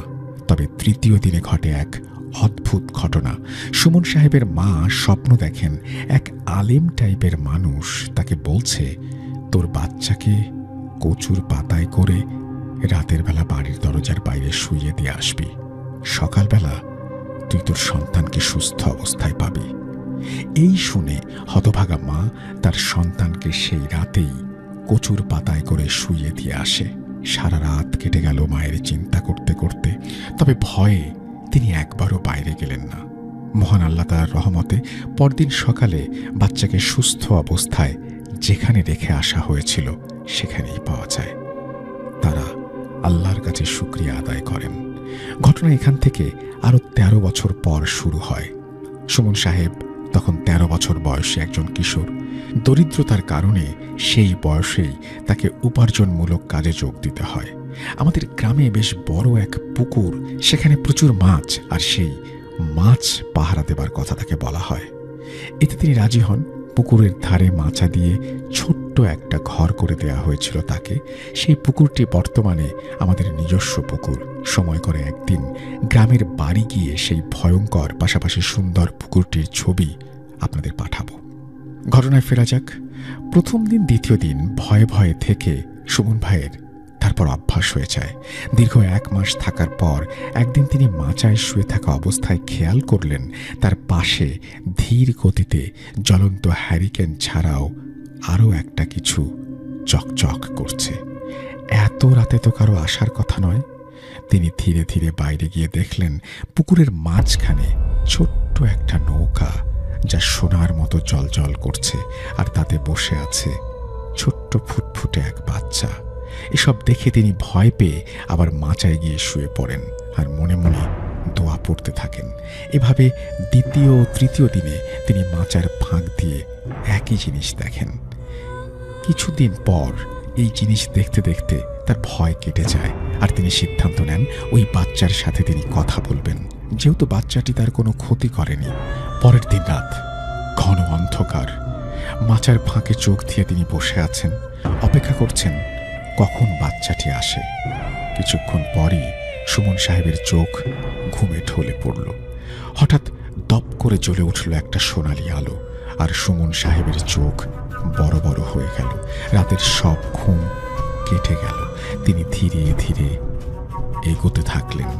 কাছে যেতেই 5-6 বছরের বাচ্চাটি হাসতে হাসতে তাকে কাছে ডাকল। সুমন সাহেব তার সামনে যেতেই বাচ্চাটি বলল, তোমার জন্ম হয়েছিল এক দুরারোগ্য অসুখকে সাথে নিয়ে। তোমার এমন অবস্থা দেখে আমার খুব খারাপ লাগে। তাই তোমার মায়ের স্বপ্নে এসে আমি তাকে বলি যাতে তোমাকে কচুর পাতায় করে শুইয়ে বাড়ির বাইরে রাখা হয়। তোমার মা আমার কথা মতো তোমাকে বাইরে রেখে আসে। আমি তারপর আল্লাহর নাম নিয়ে তোমার চিকিৎসা শুরু করি এবং তাতে সফল হই। আমি প্রায়ই তোমাকে দেখতে যেতাম। এই কথাগুলো শুনে সুমন অবাক হয়ে যান। একটু থেমে বাচ্চাটি আবার বলতে শুরু করে, দেখছো এই নৌকা? এটা আমার খুব প্রিয়। এটা দিয়ে আমি খেলি। তুমি কখনো কাউকে বলবে না। তারপর তাদের বন্ধুত্ব কতদিন থাকে জানা নেই। ঘটনার শেষে বর্তমানে ফিরে আসলে কেউ সঠিক বলতে পারে না তাদের সম্পর্কের কথা, আর এই ঘটনার সঠিক সমাপ্তিও কেউ বলতে পারে না। তবে সুমন ভাইয়ের সাথে একটা জিন থাকে, তাকে তিনি আব্বা বলে ডাকেন। তবে এই জিন সেই জিন কিনা এটা জানা নেই। আমি কথা দিচ্ছি, এবার গ্রামের বাড়ি গেলে আমি সরাসরি সেই কবিরাজ দাদুর কাছ থেকে আরও ঘটনা নিয়ে আসব। তার বর্তমান বয়স 57 বছরের বেশি। আসসালামু আলাইকুম, ভালো থাকবেন, এই বলে তিনি তার ঘটনা শেষ করেছেন।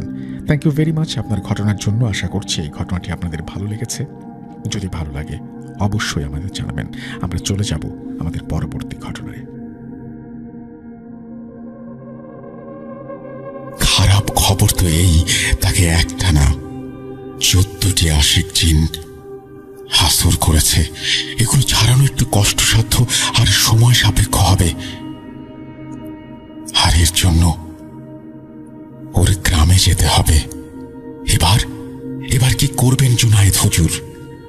উপায় একটাই, জিনদের পশুর শরীরে বন্দি করতে হবে। কিন্তু নিশি বলছে কিচেনে যিনি সবজি কাটছেন তিনি কোনোভাবেই নিশির আম্মু না, অথচ অবিকল তার আম্মুর মতো দেখতে।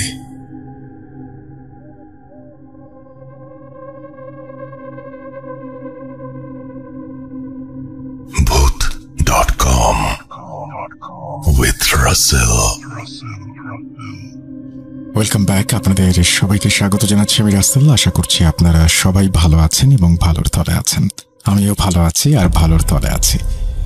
আমরা আরও একটা এপিসোড নিয়ে হাজির হয়ে গেলাম আপনাদের সামনে। শুরুতে বিশেষভাবে অনুরোধ করব, যারা এখনো পর্যন্ত আমাদের চ্যানেলটি সাবস্ক্রাইব করেননি তারা অনুগ্রহ করে সাবস্ক্রাইব করে ফেলুন। অবশ্যই বেল আইকনটি ক্লিক করতে ভুলবেন না, তাহলেই পেয়ে যাবেন সব নোটিফিকেশন সাথে সাথে। আমরা চলে যাচ্ছি আমাদের আজকের ঘটনায়। আসসালামু আলাইকুম রাসেল ভাই এবং প্রিয় শ্রোতা বন্ধুরা, আশা করি সকলে ভালো আছেন এবং ভালোর তলেই আছেন। আমার নাম মোহাম্মদ ইয়াসিন, বলছি গাজীপুরের কোনো একটি জায়গা থেকে। অনেকদিন ধরে একটা ঘটনা পাঠাবো করে আর পাঠানো হয় না, তাই আজ সিদ্ধান্ত নিলাম লিখেই ফেলি সেই ভয়ঙ্কর সত্য ঘটনা।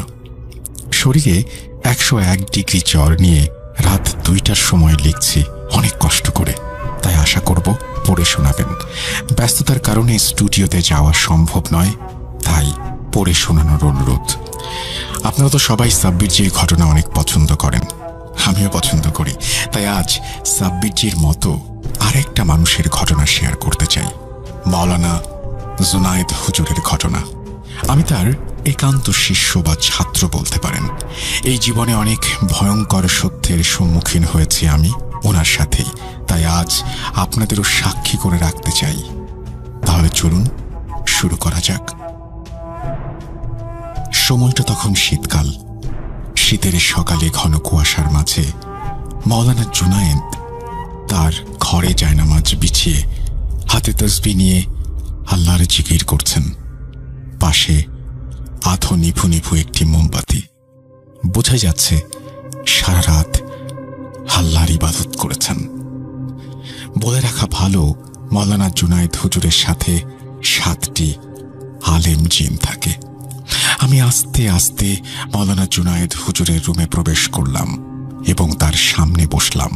বসার সাথে সাথেই তিনি চোখ খুলে আমার দিকে তাকালেন এবং বললেন,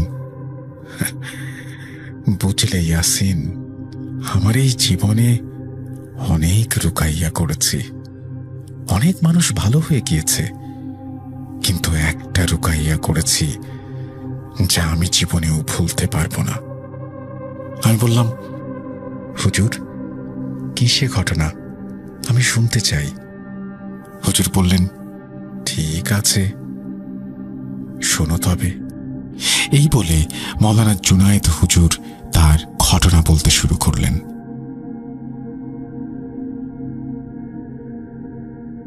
সময়টা ঠিক তখন ডিসেম্বর মাস। ভালোই শীত পড়েছে। আমি ফজরের নামাজ শেষ করে মসজিদে বসে জিকির করছি। এমন সময় একটা লোক এসে বলল, হুজুর, আমার বড় বিপদ, আমার মেয়েকে বাঁচান। হুজুর, সাহায্য করুন, দয়া করে সাহায্য করুন। আমি বললাম, আপনি আগে শান্ত হয়ে বসুন এবং আস্তে আস্তে বলুন কি হয়েছে। লোকটি বলল, হুজুর, আমার মেয়ের বয়স 15 বছর। কিছুদিন আগে আমরা গ্রামের বাড়ি যাই আমার ভাইয়ের বিয়েতে। আমার বাড়ি জয়পুরহাটে 5 বিবিতে। সবকিছু ঠিকঠাক চলছিল, কিন্তু হঠাৎ বিয়ের দিন আমার মেয়েকে খুঁজে পাচ্ছিলাম না। তন্ন তন্ন করে খোঁজার পরে গ্রামের শেষ দিকে পুকুরের মধ্যে তাকে পড়ে থাকতে দেখি। ধরাধরি করে তাকে বাড়িতে নিয়ে আসি।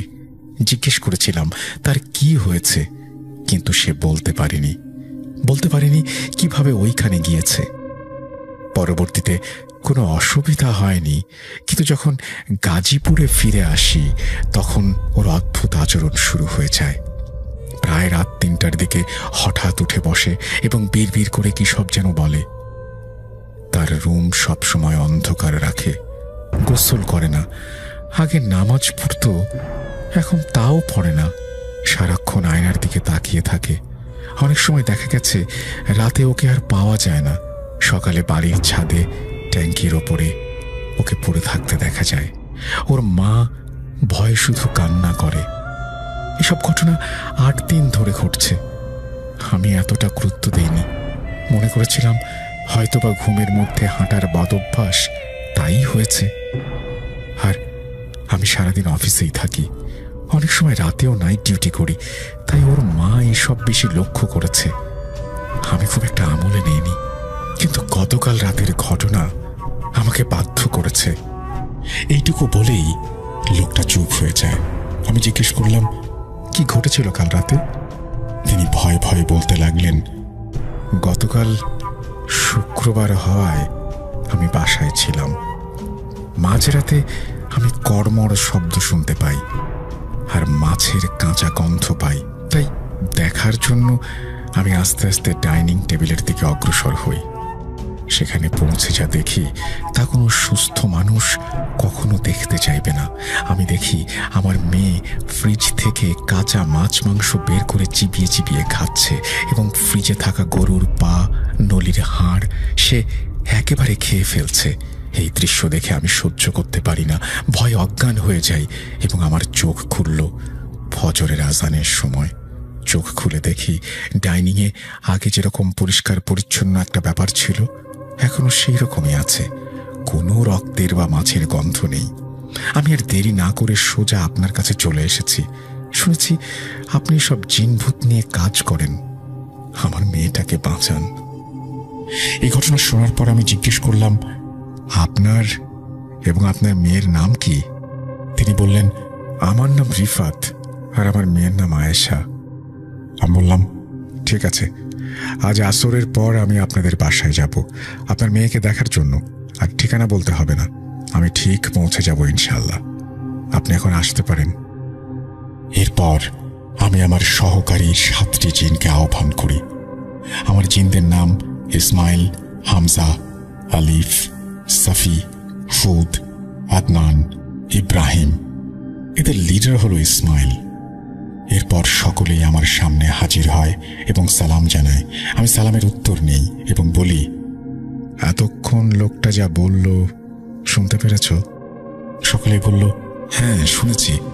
আমি বললাম, তাহলে এখন করণীয়? ইসমাইল বলল, হুজুর, আমরা শোনার সাথে সাথেই খবর নিয়েছি, জানতে পেরেছি তাকে আশিক জিন আক্রমণ করেছে। যারা জানেন না আশিক জিন কি, তাদের উদ্দেশ্যে বলছি, আশিক জিন হচ্ছে সেই জিন মানুষের প্রেমে পড়ে আসর করে। তাদেরকে আশিক জিন বা আশিক জিন বলা হয়। আর খারাপ খবর তো এই, তাকে একটা না 14টা আশিক জিন আসর করেছে। এগুলো ছাড়ানো একটু কষ্টসাধ্য আর সময় সাপেক্ষ হবে, কিন্তু ইনশাল্লাহ সুস্থ করা সম্ভব। তার জন্য তার গ্রামে যেতে হবে। আমি চিন্তায় পড়ে গেলাম, এইরকম কেস তো আগে দেখিনি। এরপর আসরের নামাজের পর আমি আমার জিনদের মাধ্যমে রিফাত সাহেবের বাড়িতে পৌঁছাই। বাড়ির গেট দিয়ে ঢোকার সময় আন্দাজ করতে পারি আশেপাশে আরো অনেক ছায়া আছে। যাই হোক, আমি আয়েশার ঘরে প্রবেশ করি এবং প্রবেশ করার সাথে সাথেই সে রেগে যায় আর অকাট্য ভাষায় গালিগালাজ করতে থাকে। তখন আমি রুকাইয়া আয়াত পড়তে শুরু করি। যেই না আয়াত পড়ছি, ঘরের মধ্যে মনে হলো ঘূর্ণিঝড় শুরু হয়ে গিয়েছে এবং প্রায় 25 মিনিট এইভাবে চলে। তারপর সব শান্ত হয়ে যায় এবং আয়েশা অজ্ঞান হয়ে যায়। এরপর আমি রুম থেকে বাইরে এসে বলি, দেখুন রিফাত সাহেব, তাকে 14টি জিন আসর করেছে, তাই এটা ছাড়ানো একটু কঠিন, তবে সম্ভব। তার জন্য আপনার গ্রামে যেতে হবে এবং তদন্ত করে বের করতে হবে তাকে আসর করলো কেন, তারপর রুকাইয়া করতে হবে। এই শুনে রিফাত সাহেবও চিন্তার মধ্যে পড়ে যান এবং বলেন, ঠিক আছে হুজুর, আপনি যেই দিন চান আমরা গ্রামে যাব। আমি বললাম, ঠিক আছে, তাহলে আগামী পরশু আপনি ট্রেনের টিকিট কেটে ফেলুন আর আপনার স্ত্রীকেও নিয়ে যাবেন। যেই কয়দিন সময় লাগে ওইখানেই থাকতে হবে, তাই আপনি সেইভাবে ব্যবস্থা করে ফেলুন। এই বলে আমি বাড়ি ফিরে আসি। পরশু রাত 9:30টায় আমাদের ট্রেন। পাঁচবিবি পৌঁছাতে পৌঁছাতে প্রায় ফজর পার হয়ে যায়। রাস্তায় তেমন কোনো সমস্যা না হলেও ট্রেনের মধ্যে 2-1টি ছায়া আমার চোখে পড়েছে। যাই হোক, গ্রামের বাড়িতে পৌঁছে একটু বিশ্রাম নেই। তারপর বিকেলে যাই সেই পুকুরটা দেখতে, যেই পুকুরে আয়েশাকে উদ্ধার করা হয়। আমি অবশ্য সন্দেহ করেছিলাম যে ওই পুকুরেই আশিক জিনদের বসবাস। যেই না পুকুরে পৌঁছেছি, সেই চোখে পড়ল একটি বট ও তেঁতুল গাছ। আমি গাছগুলো মনোযোগ দিয়ে দেখছিলাম। হঠাৎ ইসমাইল আমার কানে কানে বলল, এইটাই হলো সেই 14 আশিক জিনের আস্তানা। তারপর আমি ওই তেঁতুল বট গাছের 2টি পাতা নিয়ে আসলাম এবং রাতে আসনে বসলাম সেই 2টো পাতা নিয়ে। পাতার মধ্যে বিশেষ কিছু আয়াত পড়ে ফু দিতেই চোখের সামনে ভেসে উঠল আয়েশার সাথে ঘটে যাওয়া সেই ঘটনা। সেই দিন মানে বিয়ের দিন আয়েশা মাংস দিয়ে ভাত খেয়ে বান্ধবীদের সাথে ঘুরতে ঘুরতে সেই পুকুর পাড়ে পৌঁছালো, আর বটগাছের ওপরে সেই 14টি জিন তার উপরে নজর দিল এবং তাকে বশে আনার জন্য অনেক চেষ্টা করল, কিন্তু আয়েশা পরহেজগার হওয়ার কারণে সহজে তাকে কাবু করতে পারল না। তাই জিনেরা তাকে পুকুরে ধাক্কা মেরে ফেলে দেয়, আর পুকুরে পড়ার পর আয়েশার মাথা থেকে চুল বেরিয়ে আসে এবং জিনরা সেই চুল দেখে ফেলে। যখন চুল দেখা গেল তখন জিনদের জন্য সহজ হয়ে যায় আসর করা। তারপর থেকে শুরু হয় আয়েশার এই কঠিন সমস্যার প্রহর। এইবার সব ঘটনা আমি রিফাত সাহেবকে খুলে বলি এবং আজকের রাতটা সময় চেয়ে নেই। রাতে আমি 2 রাকাত সালাতুল ইস্তেখারার নামাজ আদায় করে আমার জিনদের হাজির করি এবং জিজ্ঞাসা করি এখন উপায় কি।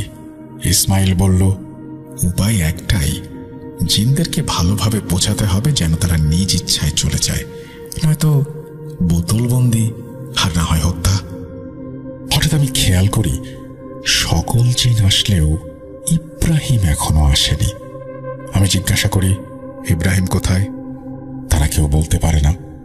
হঠাৎ দেখি ইব্রাহিম হাঁপাতে হাঁপাতে আমার সামনে আসলো এবং একটি তথ্য দিল যা শুনে আমরা সকলেই অবাক হয়ে যাই। ইব্রাহিম হাঁপাতে হাঁপাতে বলল, হুজুর, আমি এতক্ষণ আয়েশাকে চোখে চোখে রাখছিলাম, হঠাৎ দেখি কোথা থেকে আরো নতুন করে 2টি জিন আসলো এবং ওই 14 জিনের সাথে কথা কাটাকাটি শুরু করলো।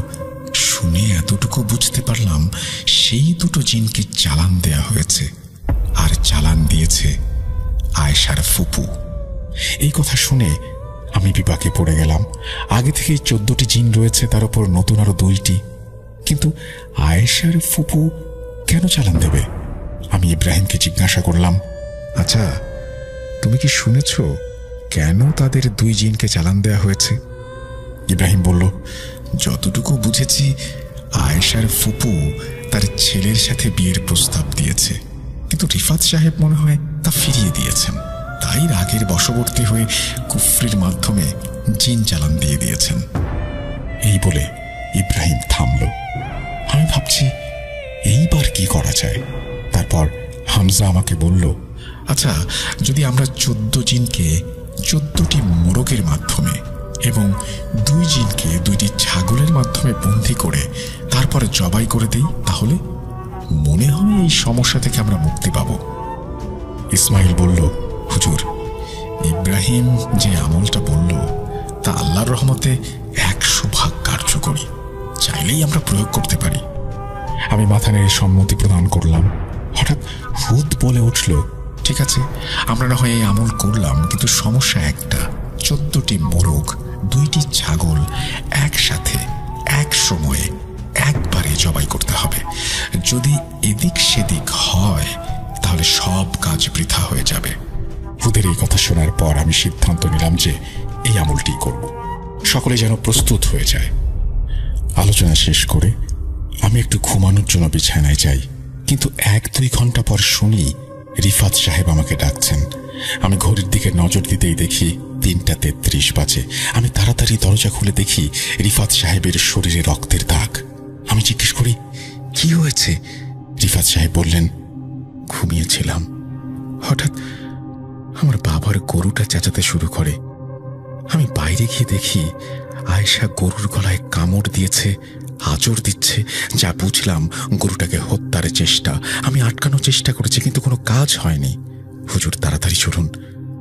আমি গোয়ালে এসে দেখি আয়েশা গরুর গলাটাকে শরীর থেকে আলাদা করে ফেলেছে এবং মনের সুখে কাঁচা মাংস চিবিয়ে চিবিয়ে খাচ্ছে। আমি তার উপরে জমজমের পানি ছিটিয়ে দেই এবং রশির মাধ্যমে তাকে গাছের সাথে বেঁধে দেই। তার মুখ থেকে এখনো তাজা রক্ত বেয়ে পড়ছে। তারপর আমি বলি গরুটাকে কবরস্থানের পাশে মাটি চাপা দিয়ে দিতে, নয়তো আবার হামলা হতে পারে। কিন্তু একটা কথা আমার মাথায় বারবার ঘুরপাক খাচ্ছিল, যে আস্ত একটা গরুকে হত্যা করে মাংস খাওয়া এটা কোনো মেয়ের পক্ষে সম্ভব কিভাবে। যাই হোক, এসব করতে করতে ফজরের আজান দিয়ে দেয়। আমি উঁচু করে নামাজ পড়ে এসে রিফাত সাহেবকে জিজ্ঞেস করি, আচ্ছা রিফাত সাহেব, আপনার বোন মানে আয়েশার ফুপু, সে কি তার ছেলের সাথে আপনার মেয়ের বিয়ের প্রস্তাব দিয়েছিল? আপনি ফিরিয়ে দিয়েছেন সেই প্রস্তাব? রিফাত সাহেব অবাক কণ্ঠে বললেন, হ্যাঁ, কিন্তু আপনি জানলেন কিভাবে? কেন ফিরিয়ে দিয়েছিলেন? কারণ ছেলেটা ভালো নয়, নেশা করে, এবং সেই নেশা থেকে শুরু করে হত্যা সবকিছু। ওর মা মানে আমার বোন বিয়ের প্রস্তাব দেয়, কিন্তু ছেলে ভালো না হওয়ার কারণে আমি সেই প্রস্তাব গ্রহণ করিনি। অবশ্য তখন আমাকে বারবার আমার বোন বলেছিল, তোর মেয়েকে আমি দেখে নেব, এতটুকু বলে সে চলে যায়। আর এই ঘটনা ঘটেছে তাও প্রায় আজ থেকে 2 মাস আগে। আর এই বিয়ের প্রস্তাব ফিরিয়ে দেওয়ার কারণে তিনি রাগের বশবর্তী হয়ে কুফরি করে আপনার মেয়ের উপরে জিন চালান দিয়েছেন। এই কথা শুনে রিফাত সাহেবের মাথায় যেন আকাশ ভেঙে পড়েছে। তারপর আমি বললাম, আচ্ছা, আপনি চিন্তা করবেন না, ইনশাল্লাহ সুস্থ হয়ে যাবে।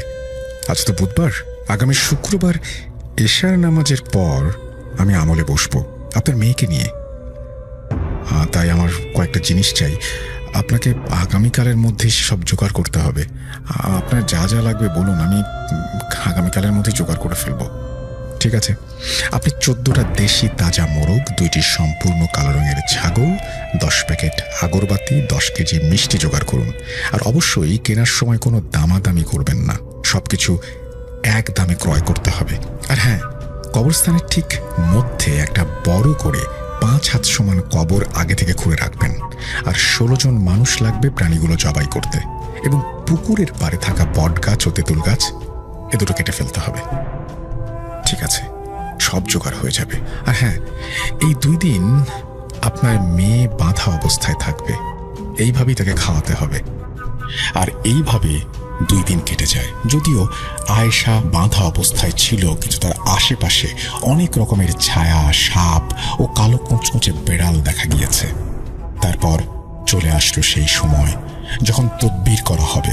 আমি সবাইকে প্রথমে আমলের নিয়ম বলে দেই। নিয়মটি হচ্ছে, প্রথমে সকলেই অজু অবস্থায় থাকবে। এরপর আমি মাটির মধ্যে 14টি মোরগ ও 2টি ছাগলের জন্য ও আমার এবং আয়েশার জন্য মোট 18টি বৃত্ত আঁকব। 14টি মোরগ এবং 2টি ছাগল আপনারা ওই বৃত্তের মধ্যে জবাই করবেন। সাবধান, মাথা থেকে যেন শরীর আলাদা না হয়। বিসমিল্লাহ বলে জবাই করবেন। আর সেই মিষ্টিগুলো যেগুলো আনা হয়েছে তার মধ্যে 16টি মিষ্টি 16টি বৃত্তের মধ্যে ছিটিয়ে দেবেন, এবং বাকিগুলো বাড়ির আশেপাশে ছিটিয়ে দেবেন। আর আগরবাতিগুলো আমার এবং আয়েশার আশেপাশে ধরিয়ে দেবেন। আমি বলার সাথে সাথে একসাথে সব প্রাণীগুলো জবাই করে দেবেন। এই দিক দিয়ে আমার 7 জন জিন প্রস্তুত। তারা আরো 100 পবিত্র জিন নিয়ে এসেছিল, যাতে কোনো প্রকার ঝামেলা না হয়। এবার আমি আমল শুরু করলাম। প্রথমে আয়েশাকে বৃত্তের মাঝে বসানো হলো। তারপর আমি রুকাইয়ার আয়াত পড়ে ফু দেওয়ার সাথে সাথে সে চিৎকার করে উঠল। আয়েশা বসা অবস্থায় মাটি থেকে 2-3 হাত ওপরে মানে হাওয়ায় ভাসতে শুরু করলো, এবং বাড়ির আশেপাশের সব গাছপালা নড়তে শুরু করলো। বাড়ির আশেপাশে অনেকগুলো আগুন দেখা গেল। এই সব দেখে আমি একটু ঘাবড়েই গিয়েছিলাম, কিন্তু ইসমাইল বলল, হুজুর, আপনি ভয় পাবেন না, আল্লাহ আমাদের সঙ্গে আছেন। আপনি তাড়াতাড়ি বিশেষ আয়াতগুলো পাঠ করুন। তারপর আমি এক মনে আয়াত পড়তে শুরু করলাম। ওইদিকে প্রাণীগুলোকে বৃত্তের মধ্যে প্রবেশ করানো হলো। এরপর আমি বললাম, মিষ্টি ছড়িয়ে দিন। তারপর আয়েশার সাথে থাকা জিনগুলো মিষ্টির লোভে সেই বৃত্তের মধ্যে প্রবেশ করলো, এবং আমি তাদের সেই বৃত্তের মধ্যে আটক করে ফেললাম, এবং আমার পবিত্র জিনদের মাধ্যমে তাদের সেই প্রাণীগুলোর মধ্যে প্রবেশ করাতে বাধ্য করে ফেললাম। ফলে তারা প্রবেশ করে, এবং আমি বলি, বিসমিল্লাহ বলে জবাই করুন, এবং সবাই একসাথে জবাই হয়ে যায়। আর প্রাণীগুলোর গলা থেকে কালো রক্ত গড়িয়ে পড়তে থাকে, এবং আয়েশা অজ্ঞান হয়ে যায়। পরবর্তীতে সেই প্রাণীগুলোকে কবরস্থানে কবর দেওয়া হয়, আর সেই বট ও তেঁতুল গাছ কেটে ফেলতে হয়। আশ্চর্য বিষয় হলো এই, যখন গাছগুলো কাটা হচ্ছিল তখন গাছগুলো থেকেও কালো রঙের রক্ত বেয়ে বেয়ে পড়ছিল।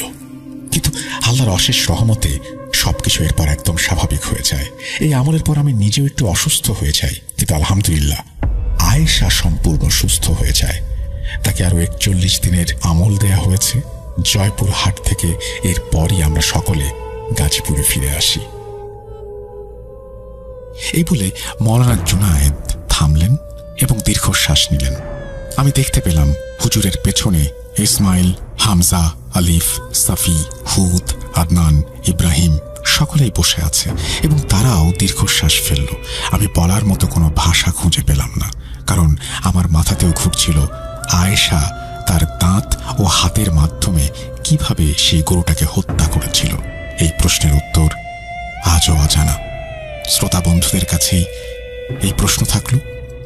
তো রাসেল ভাই, এই ছিল আমার ঘটনা। আশা করি আপনার এবং শ্রোতা বন্ধুদেরও ভালো লেগেছে। মওলানা জুনায়েদ হুজুরের এরকম অনেক ঘটনা আমার কাছে আছে। যদি এই ঘটনাটি সিলেক্টেড হয় তাহলে আমি আবার পাঠাবো।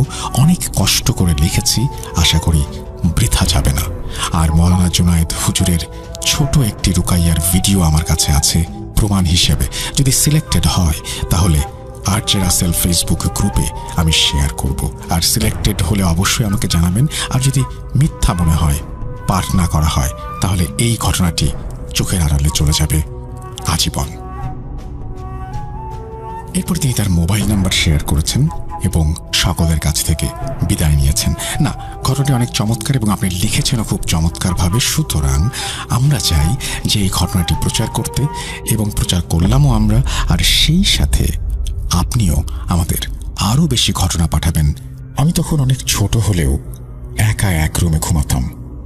আর আমার ছোট বোন 1 বছরের হওয়ায় ও পাশের রুমে আব্বু আম্মুর সাথে ঘুমাতো। আব্বু তখন চাকরি ছেড়ে দিয়ে ব্যবসা শুরু করেছেন।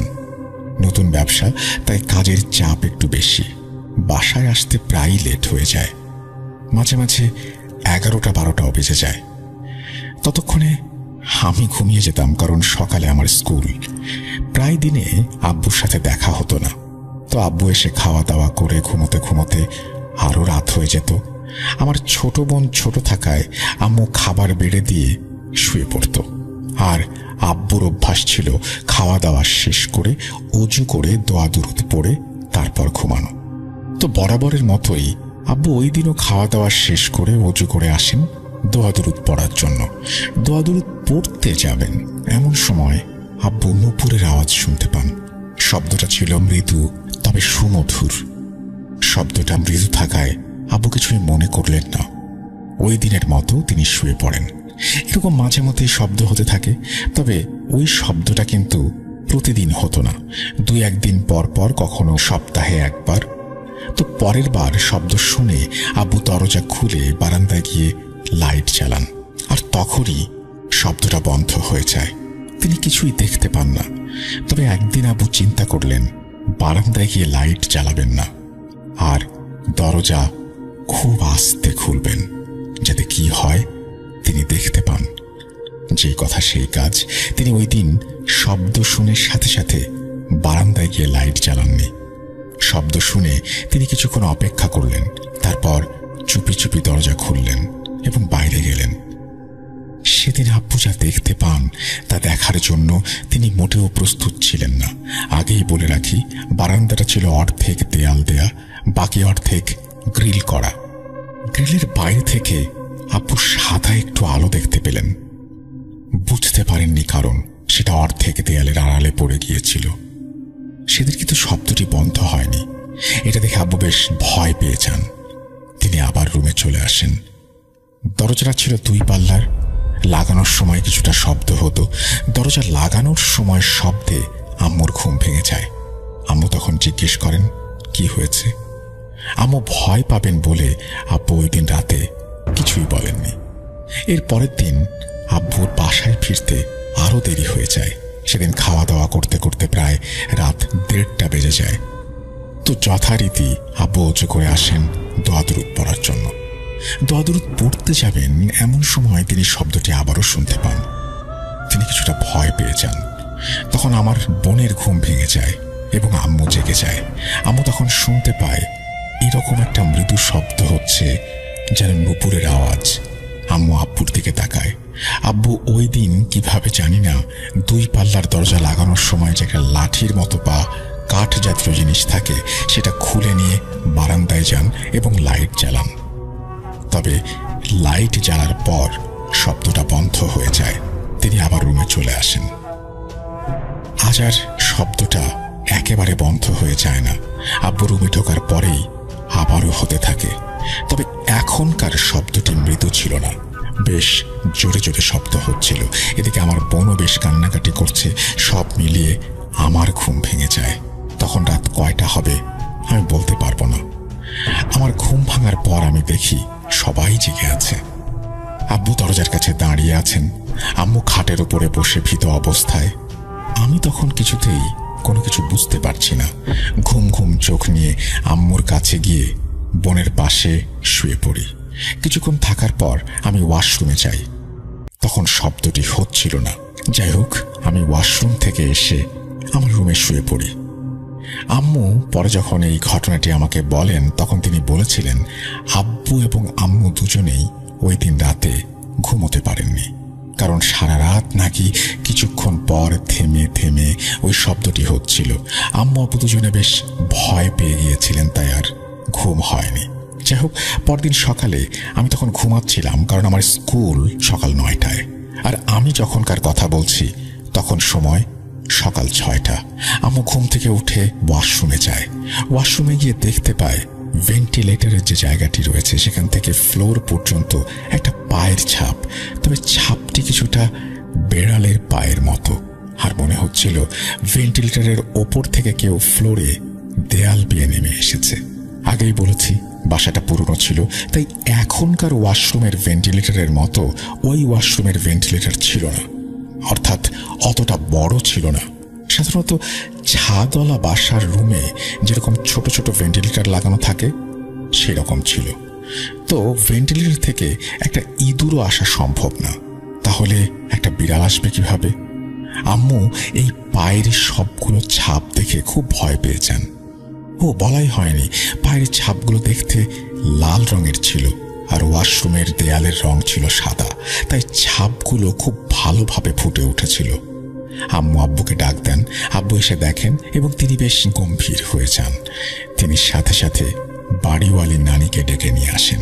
বাড়িওয়ালি নানি এসে ছাপগুলো দেখেন, কিন্তু তার মুখে ভয়ের কোনো ছাপ দেখা যায় না। তিনি এবার এ বিষয়ে কিছু কথাও বলেন না, তিনি চুপ করে চলে যান। কিছুক্ষণ পর তার কাজের লোককে পাঠিয়ে দেন ছাপগুলো মোছার জন্য। তিনি একটি ভেজা কাপড় দিয়ে ছাপগুলো মোছার চেষ্টা করছিলেন, তবে ছাপগুলো মুছতে গিয়ে দেয়ালের রং উঠে যাচ্ছিল, যেহেতু বাড়িটি অনেক পুরনো। তাই কাজের লোক কিছুটা মুছে ওভাবেই রেখে চলে যান। আমিও সেই ছাপগুলো দেখেছিলাম। ছাপগুলো দেখে ভয় লাগার মতো কিছু নেই, বেড়ালের পায়ের ছাপের মতো। তবে আজব বিষয় এই যে ভেন্টিলেটর থেকে কিভাবে একটি বেড়াল দেয়াল বেয়ে ফ্লোরে নেমে আসবে, সেটাই প্রশ্ন। তারপরে আমি দেখলাম যে ওই ফ্লোর পর্যন্ত এসে আবার কোনো ছাপ নেই। পরে আম্মু প্রতিবেশীদের ঘটনাটি জানান। ঘটনাটি শুনে প্রতিবেশীরাও বেশ অবাক হয়ে যান এবং তারা এটাও বলেন যে তারা কখনো কখনো আমাদের বাসার ছাদের ওপরে একটি আগুনের বলকে চলাফেরা করতে দেখেছেন, মানে ছাদের এপাশ থেকে ওপাশ এরকম। তবে আমার বোন ছোট থাকায় আম্মু ভয় পেতে পারে ভেবে তারা আম্মুকে কিছুই জানায়নি। আম্মু যখন ঘটনাটি তাদের বলেন এবং ছাপগুলো ডেকে দেখান, তখন তারা আম্মুকে এটা শেয়ার করে। পরে আম্মু বাসা ছেড়ে দেওয়ার সিদ্ধান্ত নেন। যেহেতু বাড়িওয়ালি নানি কোনো কিছু বলেননি, কোনো পদক্ষেপও নেননি, আম্মু বাসা খুঁজতে থাকেন। মন মতো তেমন কোনো বাসা পাওয়া যাচ্ছিল না, কিন্তু মাসের শেষের দিকে বাসা ছেড়ে দেওয়া হয়েছিল। তো বাড়িওয়ালি নানি আম্মুকে একদিন বিকেলে ডাকলেন। তিনি বললেন, তিথির আম্মু, তোমাদের বাসা ছাড়ার দরকার নেই, আমি বাসাটা মেরামত করে দিচ্ছি, রঙও গড়িয়ে দিচ্ছি, আর এই কাজগুলো শেষ হলে আমি একটি হুজুর ডেকে বাসা বন্ধ করার ব্যবস্থা করছি। তোমরা অনেকদিন যাবত এই বাসায় আছো, কখনো তো তেমন কোনো সমস্যা হয়নি, হঠাৎ করে এরকম একটা সমস্যা, তো এমনিতে আমার বাসা মেরামত করা লাগবে, ছাদ থেকে বালি পড়ছে, আমি এই কাজগুলো করাই, রঙও করে দিই। আম্মু আব্বুর সাথে ব্যাপারে কথা বলেন। আব্বু এই কথা শুনে রাজি হয়ে যান। এমনিতেও এই বাসাতে অন্য কোনো সমস্যা নেই, বাড়িওয়ালা যদি এই সমস্যার সমাধান করতে পারেন ভালোই তো। 1 সপ্তাহ পরে মিস্ত্রিরা আসে বাড়ির ছাদ মেরামতের জন্য। আর এই 1 সপ্তাহের মধ্যে মাঝে মাঝেই ওই শব্দটি শোনা যেত, কিন্তু আব্বু আর কখনোই দরজা খুলে বাইরে যাননি। তো মিস্ত্রিরা যখন কাজ করা শুরু করে তখন আরেক ধরনের ঘটনা ঘটে। সন্ধ্যার পরে 8টা-9টার দিকে ছাদের উপরে মনে হতো খুব ভারী কিছু পড়ছে, তারপর কেউ হাঁটছে। বাসার পাশে যেহেতু একটি বড় নারিকেল গাছ ছিল, তাই আম্মু ভেবেছিল গাছ থেকে হয়তো নারিকেল পড়ছে। তবে এতদিন কোনো নারিকেল পড়ে নাই, আর এখন পড়ছে। আর নারিকেল পড়লেও একসাথে কতগুলো পড়বে? আগে যেহেতু বলেছি বাসাটি 1 তলা, তাই ছাদে ওঠার জন্য কোনো সিঁড়ি ছিল না। তাহলে ছাদে উঠবে কে আর হাঁটবে কে? এরকম 2 দিন চলার পর আম্মু আবারও বাড়িওয়ালি নানির কাছে যান এবং সবকিছু খুলে বলেন। নানি বলেন, কাজ শেষ হতে আরো 3 দিন সময় লাগবে, 3 দিন অপেক্ষা করো, কাজ শেষ হলে হুজুর ডেকে নিয়ে আসবো। কাজ শেষ হওয়ার আগে তো তিনি আর হুজুর ডাকতে পারছেন না। একথা শুনে আম্মু ফিরে চলে আসেন। বাকি 3 দিন আমাদের রাতগুলো ভয়ঙ্করভাবেই কাটতে থাকে। 3 দিন পর কাজ শেষ হলে বাড়িওয়ালি নানি একজন হুজুর নিয়ে আসেন। হুজুর বাড়ির চারপাশটা দেখেন এবং দোয়া দুরুদ পড়তে থাকেন। জানি না তিনি কি পড়েছিলেন, তবে কিছুক্ষণ পর তিনি বলেন, এই বাড়িতে কিছু দুষ্টু জিন আছে। বাড়িটি যেহেতু বেশ পুরনো, আর এই বাড়িটিতেই আগে থেকে বেশ ঘন একটা বাঁশ ঝাড়ের মতন ছিল, আর কখনো কখনো কিছু মানুষকে এখানে কবরও দেয়া হয়েছে। এই জিনগুলো আসলে কারো কোনো ক্ষতি করবে না, এদের উদ্দেশ্য মূলত মানুষকে ভয় দেখানো। এগুলো বলে উনি বাড়িটি বন্ধ করে দিয়ে যান এবং পরবর্তীতে আমাদের বাসায় আর কোনো সমস্যা হয়নি। 2011 সালে আমরা ওই বাসা থেকে নিজেদের বাসায় উঠে আসি এবং এর মধ্যেও আর কোনো ঘটনা ঘটেনি। তবে নতুন বাড়িতে যাওয়ার পরে আমরা আশেপাশের প্রতিবেশীদের কাছ থেকে ওইখানকার বেশ কিছু ঘটনা জানতে পারি, যা আমি পরবর্তীতে কখনো লিখে পাঠাবো। তারিখ 12/7/2019। ঢাকার মিরপুরে আমাদের 3 তলা বাসা। আমি, ছোট বোন নিশি, আমার মা একসঙ্গে থাকি। বাবা চাকরির কারণে বাইরে থাকেন। নিশি স্কুল থেকে ফেরার পর সারাদিন টিভি দেখে, আর নিজের পড়াশোনায় ব্যস্ত থাকি আমি। মা আমাদের সবকিছু সামলে নেন, তবে ইদানিং মাকে খুব অদ্ভুত আর চুপচাপ লাগছে। রাতে মা মাঝে মাঝে বলেন, তানিয়া, ঘরে একটা অদ্ভুত আওয়াজ হয়, রান্নাঘরের বাসনপত্র নড়ে চড়ে ওঠে, মনে হয় কেউ হাঁটছে। তোর কি মনে হয় না কিছু একটা অস্বাভাবিক? আমি সবসময় যুক্তি দিয়ে মাকে বোঝাই, মা তুমি বেশি ভাবো, এটা তো ইঁদুরও হতে পারে, আর এসব আওয়াজ আমাদের কল্পনা। এই যুগে এসে এইসব ভাবা উচিত না। মা আর কিছু বলেন না, মাথা নিচু করে চলে যান। তারিখ 10/12/2019। আজ বাসায় আমি আর নিশি একা। মা কয়েক ঘন্টার জন্য মিরপুরের অন্য প্রান্তে খালার বাসায় গেছেন। নিশি কিছুক্ষণ আগে কিচেনে গেছে আম্মুর রেখে যাওয়া কাস্টার্ড আনতে। আমি আমার রুমে মোবাইলে গান শুনছিলাম। হঠাৎ নিশি দৌড়ে এসে আমাকে জড়িয়ে ধরে হাঁপাতে শুরু করলো। ওর কপালে ঘাম, চোখে আতঙ্ক। আমি অবাক হয়ে জিজ্ঞেস করলাম, কি হলো, এভাবে দৌড়ে এলি কেন? ও ফিসফিস করে বলল, আপু, আমি কিচেনে গিয়ে দেখলাম আম্মু কাস্টার্ড কাটছেন। আমার ভ্রু কুঁচকে গেল। কি বলছিস তুই? আম্মু তো খালার বাসায়, তো ঘন্টাখানেক আগে বেরিয়ে গেছেন উনি। দরজা নিজে বন্ধ করেছি আমি। নিশি গলার স্বর কাঁপিয়ে বলল, আমি ঠিক দেখেছি, আম্মু শাড়ি পরে কিচেনে দাঁড়িয়েছিলেন। আমাকে দেখে কিছু বললেন না, শুধু একভাবে তাকিয়ে থাকলেন। পিঠে ঠান্ডা স্রোত বয়ে গেল, কিন্তু নিজের ভয় লুকিয়ে বললাম, তুই হয়তো ভুল দেখেছিস, আম্মু আসার প্রশ্নই ওঠে না। ঠিক তখনই রান্নাঘর থেকে একরকম ঝনঝন শব্দ ভেসে এলো। মনে হলো কিছু একটা পড়ে গেল। নিশি ভয়ে কেঁদে উঠল। আমি সাহস সঞ্চয় করে বললাম, চল দেখি রান্নাঘরে কি হচ্ছে, আর তুই যদি মিথ্যা বলিস তবে কিন্তু মার খাবি। আমরা দুজনে আস্তে আস্তে রান্নাঘরের দিকে এগোলাম। রান্নাঘরে বাতি জ্বলছে। আমি সোজা দরজার সামনে দাঁড়িয়ে ভেতরে তাকালাম। যা দেখলাম তাতে আমার শ্বাস আটকে গেল। রান্নাঘরে মা দাঁড়িয়ে আছেন। তিনি গ্যাসের চুলায় চায়ের পানি গরম করছেন। মা আমাদের দিকে তাকিয়ে মিষ্টি হেসে বললেন, তানিয়া, চা খাবি? আমার পা জমে গেল। নিশি আমার হাত শক্ত করে ধরে রেখেছে। আমি কোনো মতে বললাম, না মা, লাগবে না। আমি নিশিকে নিয়ে সোজা রুমে চলে এলাম। দরজা বন্ধ করে দিলাম। নিশি এত ভয়ে কাঁপছিল যে কিছু বলার অবস্থায় ছিল না। আমি ফোন তুলে মাকে কল দিলাম। 3 বার রিং হওয়ার পরে মা ফোন ধরলেন। তুমি কোথায় মা? আমি জিজ্ঞেস করতেই কেঁপে কেঁপে উঠলাম। মা ধীর গলায় বললেন, আমি তো খালার বাসায় যাচ্ছি, রাস্তায় আছি। কেন? আমার হাত থেকে ফোনটা প্রায় পড়ে যাচ্ছিল। কিন্তু আমরা তো এই মাত্র রান্নাঘরে দেখলাম তুমি চা বানাচ্ছ। ফোনের ওপাশে কিছুক্ষণ চুপ থাকার পরে মা বললেন, তানিয়া, দরজা বন্ধ করে দেওয়া পর খবরদার বাইরে যাস না, আমি এখনই আসছি। আমি নিশিকে বললাম, আয়াতের কুরসি পড়তে থাক, ভয় পাস না, মা আসছেন। আমরা দুজন কোরআনের আয়াত পড়তে লাগলাম, কিন্তু ভয় কিছুতেই কাটছিল না। নিশি কেঁদেই চলেছে। ঠিক তখন দরজায় টোকা পড়ল। তানিয়া, দরজা খুলতো, আমি মা। মায়ের গলা। কিন্তু মা তো খালার বাসায়, তাহলে এই দরজার বাইরে কে? আমি নিশিকে জড়িয়ে ধরে কাঁপতে লাগলাম। ফিসফিস করে বলল নিশি,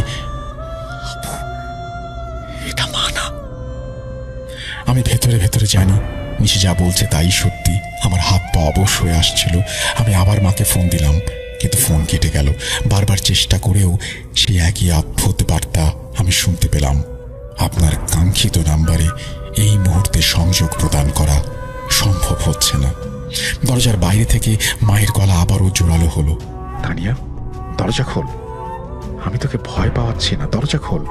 আমি নিশিকে ইশারায় বোঝালাম চুপ থাকতে, কিন্তু নিশি এত ভয়ে ভেঙে পড়েছিল যে ওর কাঁপুনি থামছিলই না। দরজায় আঘাত বাড়তে লাগলো। আমরা প্রায় ঘন্টা খানেক বন্ধ দরজার পেছনে আতঙ্কে কাটালাম। একসময় পুরো বাসাটা একদম নিস্তব্ধ হয়ে গেল। কোনো সারা শব্দ নেই। আমি জানালার ফাঁক দিয়ে নিচে তাকালাম।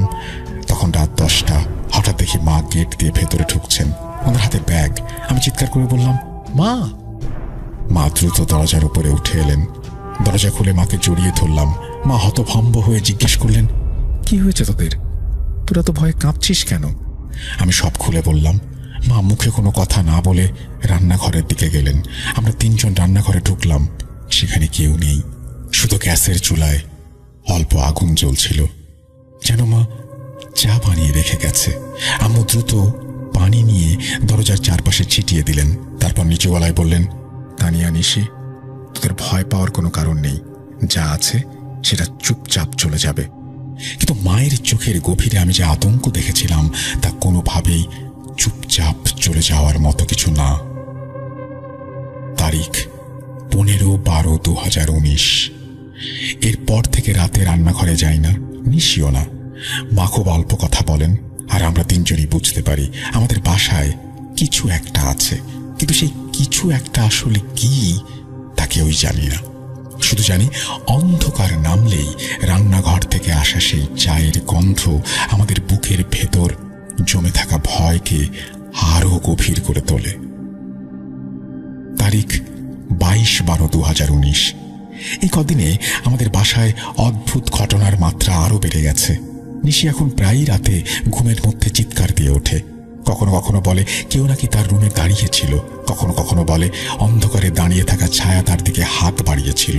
মা নিশিকে সান্ত্বনা দিতে চাইলেও আম্মুর চোখেও স্পষ্ট ভয়। আমি নিশিকে বোঝাই ও হয়তো স্বপ্ন দেখেছে, কিন্তু নিশি দৃঢ় আর ভয়ে কাঁপতে থাকা কণ্ঠে বলে, আমি ভুল। সে ভুল প্রমাণ করে আমাকে। আমার নিজের ঘরেও রাতগুলো আর স্বাভাবিক নেই। কয়েকদিন ধরে মনে হচ্ছে কেউ যেন আমার ঘরের দরজার সামনে দাঁড়িয়ে গভীরভাবে আমার দিকে তাকিয়ে আছে। এক রাতে আমি স্পষ্ট শুনলাম দরজার ওপাশ থেকে কেউ ফিসফিস করে আমার নাম ধরে ডাকছে, তানিয়া, দরজা খোলো। ভয়ে আমার শরীর অবশ হয়ে যায়। নিশিকে ডাকারও সাহস হয়নি। সারা রাত ঘুমোতে পারিনি। মাঝে মাঝে রান্নাঘরে বাতি জ্বলতে দেখি, আবার কখনো বাতি নিভে যায়। মা প্রতিদিন কিছু না কিছু দোয়া পড়ে পানিতে ফুঁ দিয়ে পুরো বাসায় ছেটান, কিন্তু কিছুতেই পরিস্থিতি বদলায় না। 31/12/2019, নতুন বছরের সন্ধ্যা।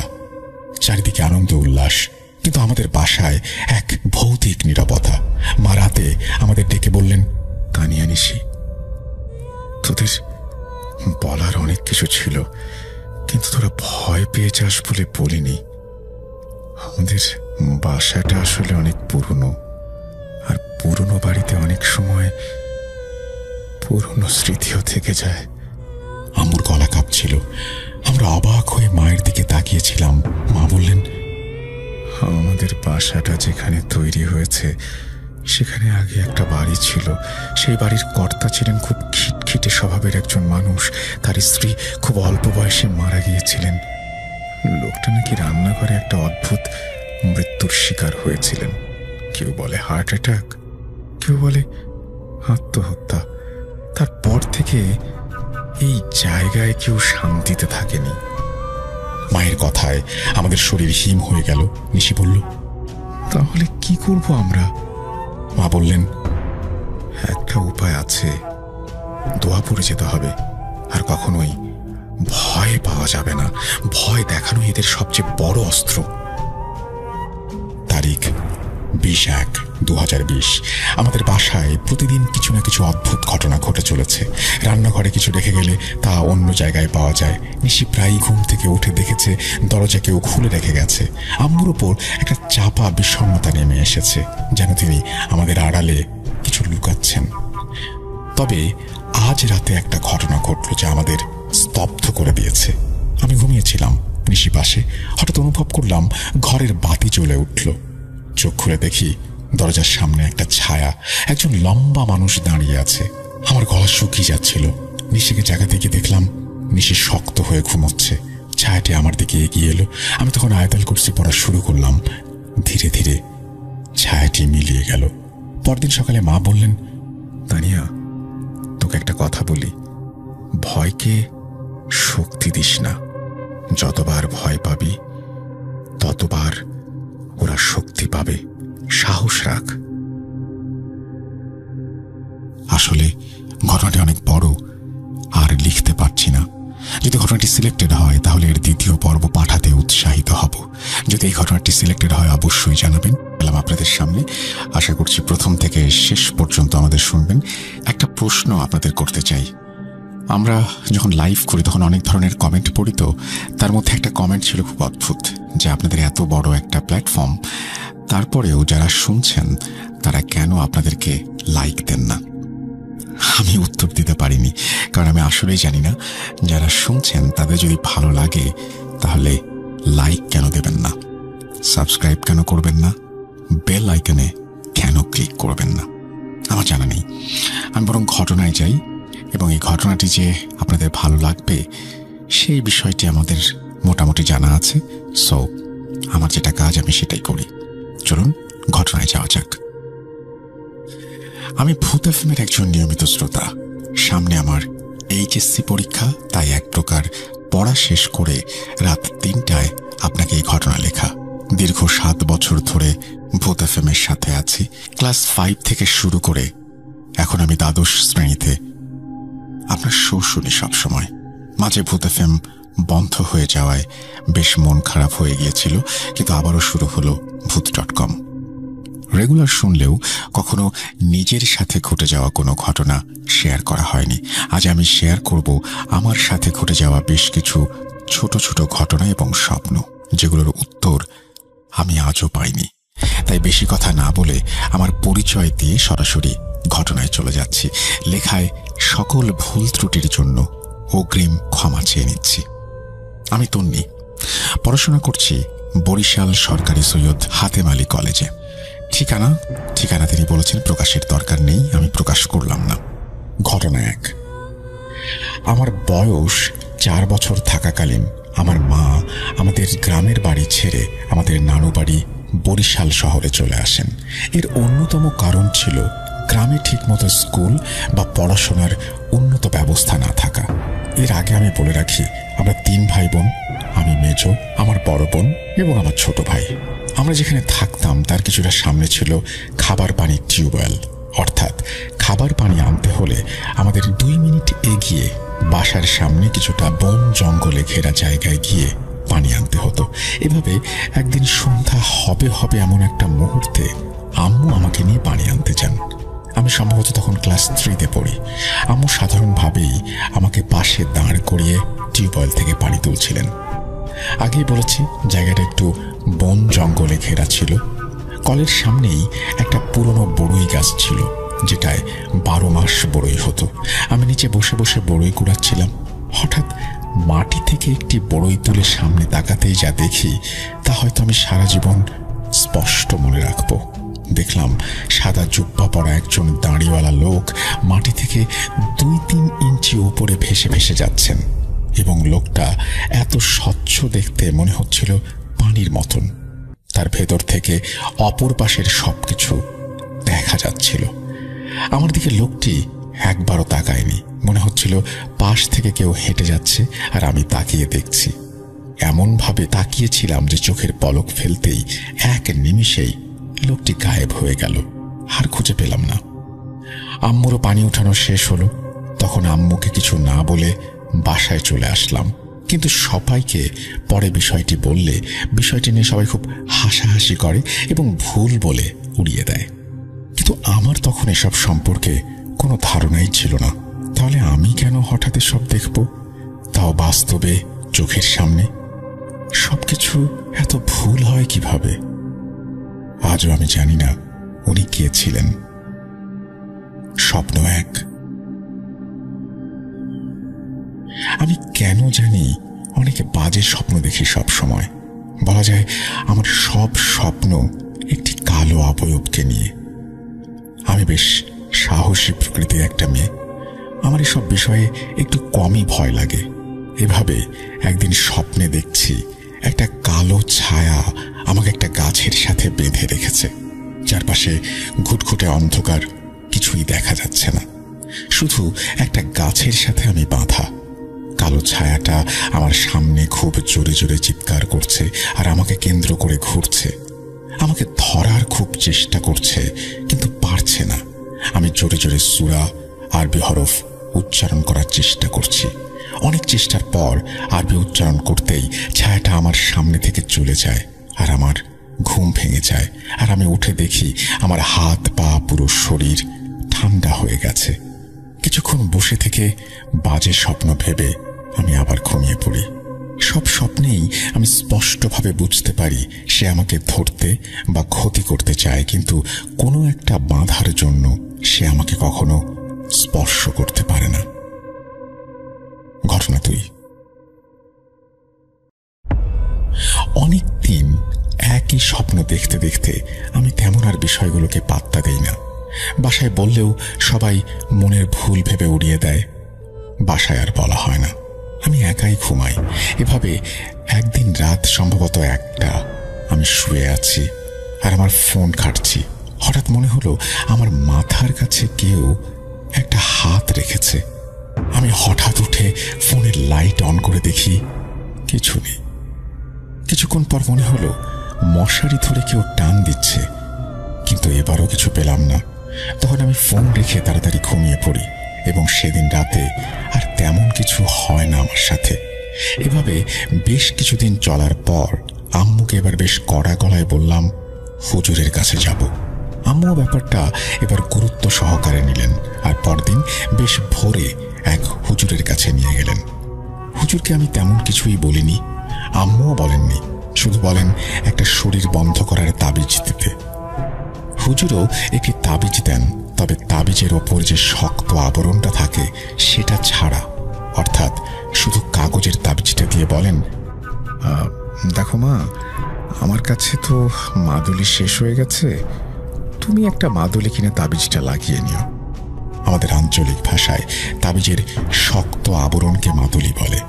আমি হুজুরের কাছ থেকে তাবিজ নিয়ে চলে আসি আর খুব আশ্চর্যজনকভাবে আমার এত ঘুম পাচ্ছিল সারা রাস্তা জুড়ে যে আমি বাসায় এসে তাবিজটা হাতে নিয়েই তাড়াহুড়ো করে ঘুমিয়ে পড়ি। খুব অস্বাভাবিক লাগলেও এটাই সত্যি। আর এর ফলস্বরূপ আমি ঘুম থেকে উঠে তাবিজটা আর খুঁজে পাই না। অনেক খোঁজাখুঁজির পর যখন ওটা পাই না, আম্মুকে আর কিছুই জানাই না, কারণ আম্মু জানার পর অনেক বকাঝকার রাগ করবেন। এটা ভেবে আমি চুপ থাকি। ঘটনা 3। আমার আম্মুর বান্ধবী রুনা আন্টি, এটি ছদ্মনাম। তার বিয়ের অনেক বছর হলেও কোনো সন্তান হচ্ছিল না। এই নিয়ে নানান ডাক্তার দেখানো সহ নানা কবিরাজ আরো অনেক কিছু দেখিয়েছেন, লাভ হয় না। এভাবে এক মহিলার খোঁজ পান যিনি এ ব্যাপারে তাদের সাহায্য করতে পারবেন। ওই মহিলার বাড়ি বরিশালের স্বরূপকাঠির কোনো একটি জায়গায়, আমি নামটা বলতে চাচ্ছি না। স্বরূপকাঠি বরিশালের অন্যতম জনপ্রিয় একটি জায়গা পেয়ারা বাগানের জন্য। আমরা সবাই মিলে ঠিক করি পেয়ারা বাগান ঘোরাঘুরির পাশাপাশি ওই মহিলার সাথেও দেখা করে আসব। যেই ভাবা সেই কাজ। আমরা সবাই দিন ঠিক করে রওনা দেই। এর আগে বলে রাখি, আমার খালামণির বাসাও স্বরূপকাঠি, আর ওই মহিলার খোঁজ আমার খালামণিই দিয়েছিলেন। এভাবে পেয়ারা বাগান ঘোরার পর খালামণির বাসায় আমরা সবাই যাই। যাওয়ার কিছুক্ষণ পর মহিলাটি আসেন। কোনো কথা ছাড়াই আমাদের সামনে বসেন। বিড়বিড় করে কিছু একটা পরে নিজের শাড়ির ঘোমটা দিয়ে মুখ ঢেকে দুলতে থাকেন, আর কিছু একটা পড়তে থাকেন ফিসফিস করে। এভাবে 2-3 মিনিট দোলার পর সামনে গিয়ে রোগীকে অর্থাৎ আন্টিকে বসতে বলেন। আন্টি বসার পর আন্টির নামে সব তথ্য উনি দিতে থাকেন, যেটা আসলেই অবাক করা ছিল। কিন্তু আন্টির কোনো সমস্যা নেই বলে ভালো ডাক্তার দেখাতে বলেন মহিলাটি। এরপর আম্মু আমাকে বসতে বলেন, আর আমিও বসে পড়ি। তখন মহিলাটি বলেন, আছে, খারাপ জিনিস আছে, ধরতে চায় তোকে, ক্ষতি করতে চায় কিন্তু পারবে না, কখনো পারবে না, কারণ ভালো জিনিসও আছে। উনি জিন এমন ধরনের কোনো শব্দ উচ্চারণ না করে জিনিস বলেছিলেন, যেটা কিছুটা অস্পষ্ট ছিল আমার কাছে। তাই আমি ওনার কথা তেমন একটা গুরুত্ব দেইনি। আন্দাজে বলেছে এটাই আমি ধরে নিই। তবে কিছুদিন এই বিষয়টি নিয়ে ভেবে আমি দেখলাম, আসলে নিজেকে প্রশ্ন করলাম, উনি তো আমাকে চেনেন না কোনোভাবেই। এত আন্দাজে কিভাবে বলতে পারেন, আর এত নির্দিষ্ট তথ্য বা কিভাবে দিতে পারেন? এরপর আর এগুলো নিয়ে তেমন কিছু ভাবা হয় না, তেমন একটা সমস্যাও হয় না। স্বপ্ন 2। এসবের পর আমি মাসে সপ্তাহে ওই অবয়বটাকে দেখতাম স্বপ্নে।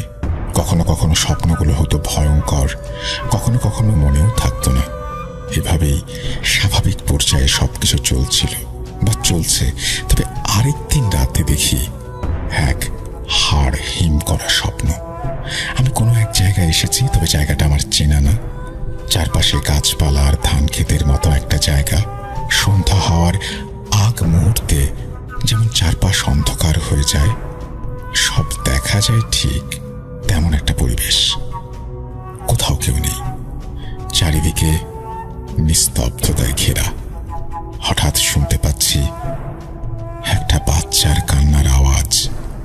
কান্নার আওয়াজ ধরে খুঁজতে খুঁজতে গিয়ে দেখি 5-6 মাসের একটা বাচ্চা কান্না করছে। আমি বাচ্চাটাকে কোলে নিতে দেখি সামনে একটা বড় গাছ, আর গাছের নিচে আমার আম্মু আর আপু বসা। নামাজের রুকুতে যেভাবে আমরা বসি ঠিক সেভাবে, তবে তাদের চেহারা দেখা যাচ্ছে না, শুধু বোঝা যাচ্ছে বসে আছে। আমি তখন বললাম, বাচ্চাটা এত কান্না করছে, তোমরা একটু কোলে নাও। এটা বলতে বলতে আমি তাদের দুজনের মাঝখানে এসে পড়ি। বসার পর আমি বুঝতে পারলাম এরা আমার আম্মু বা আপু নন। তৎক্ষণাৎ আমি উঠে আসার চেষ্টা করলাম, আর এই চেষ্টা করার সাথে সাথেই আম্মুর মতো অবয়বটা আমার চুল টেনে ধরে, আর আপুর মতো অবয়বটা আমার দিকে তাকিয়ে বিশ্রীভাবে চিৎকার করতে থাকে। আমি জোরে জোরে স্পষ্টভাবে সূরা ফালাক নাস পড়ে বাচ্চাটার গায়ে ফু দিতেই অবয়ব দুটো গায়েব হয়ে যায়। আর আমার ঘুম ভেঙে যায়। আমি নড়তে পারছি না ভয়ে। এমন একটা অবস্থা। উঠে দেখি 4টার কাছাকাছি সময়। কিছুক্ষণ বসে থেকে শান্ত হয়ে ঘুমিয়ে পড়ি। এভাবে আমি প্রতিনিয়ত একই স্বপ্ন দেখতে থাকি, তবে সামনাসামনি কোনো কিছু দেখি না, আর কোনো ক্ষতিও আমার হয়নি। তবে অস্বাভাবিকভাবে আমার চোখের নিচে কালো দাগ, সবকিছু ভুলে যাওয়া, বিনা কারণে কান্না বা মন খারাপ থাকা, এগুলো আমাকে ভয়ঙ্কর ভাবে ঘিরে ধরেছে। জানি না কেন এগুলো হয়, তবে আমার জন্য সবাই দোয়া করবেন যেন সবকিছু ঠিক হয়ে যায়। এগুলো ছাড়াও আমার সাথে আরো ছোট বড় নানান রকমের ঘটনা আছে, ঘটে থাকে যেগুলো ভয়ানক স্বপ্ন আমি প্রায়ই দেখে থাকি। তার সব ঘটনা একদিন লিখে পাঠাবো না হয়। যদি এই ঘটনা সবার কাছে ভালো লাগে তাহলে আবারও পাঠাবো। বেশি কথা না বাড়িয়ে ঘটনা শুরু করতে যাচ্ছি। যেহেতু ঘটনাটি অনেক বড়, তাই আমি সোজাসুজি ঘটনায় চলে যাচ্ছি। আমার ঘটনায় যদি ভুল ত্রুটি থাকে বা কোনো কিছু থাকে তাহলে আপনারা ক্ষমার দৃষ্টিতে দেখবেন, কারণ সারা রাত ডিউটি করার আসার পর সুযোগটা খুব কম পাই যে ঘটনা লিখবো বা বলবো। তো সেই সুবাদে আমি কোনো কিছু না বলেই ঘটনায় চলে যাচ্ছি সরাসরি। আরেকটা কথা, আমি ভূত.com প্রায় 10 বছর ধরে আছি, শুনি অনেক, প্রতিদিনই আমি শুনি। এটা বলে আর বোঝানো যাবে না। আমি জানি যে কি পরিমাণ আমি ভূত.com শুনি। তো ঘটনাটা হচ্ছে 2021 সালের এক ঘটনা। আমরা সৌদি আরব রিয়াদে মুজামি একটা জায়গায়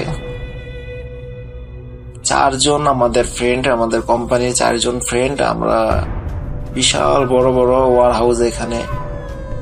হাউসে আমরা ডিউটি করতেছিলাম, কর্মরত ছিলাম। ওয়ার হাউস গুলা বলে রাখা ভালো যে অনেক বিশাল বড় বড় ওয়ার হাউস। সৌদিতে যারা থাকে তারা বুঝতে পারবে, জানে ওয়ার হাউস সম্পর্কে। ওয়ার হাউস গুলাতে আমাদের কোম্পানি, আমাদের যে বস, ওনার বিভিন্ন মেলা, রিয়াদ সিজন, যেটা রিয়াদ সিটিতে একটা সিজন নামে একটা মেলা হয়, রিয়াদ সিজন 6 মাসের সিজনে, এটার নামই হচ্ছে রিয়াদ সিজন। তো প্রতি বছরই এখানে 6 মাস সিজনে 6 মাস ধরে একটা মেলা হয়। তখন ওই মেলার সব যত মালামাল আইটেম যত কিছু আছে, মেলার যে ডেকোরেশনের মালামাল সবকিছুই এখানে আমাদের ওয়ার হাউস গুলাতে রাখা হয় কি। তো মেলা শুরু হয়, তো ওইখান থেকে নিয়ে যায়, আবার এখানে রাখে।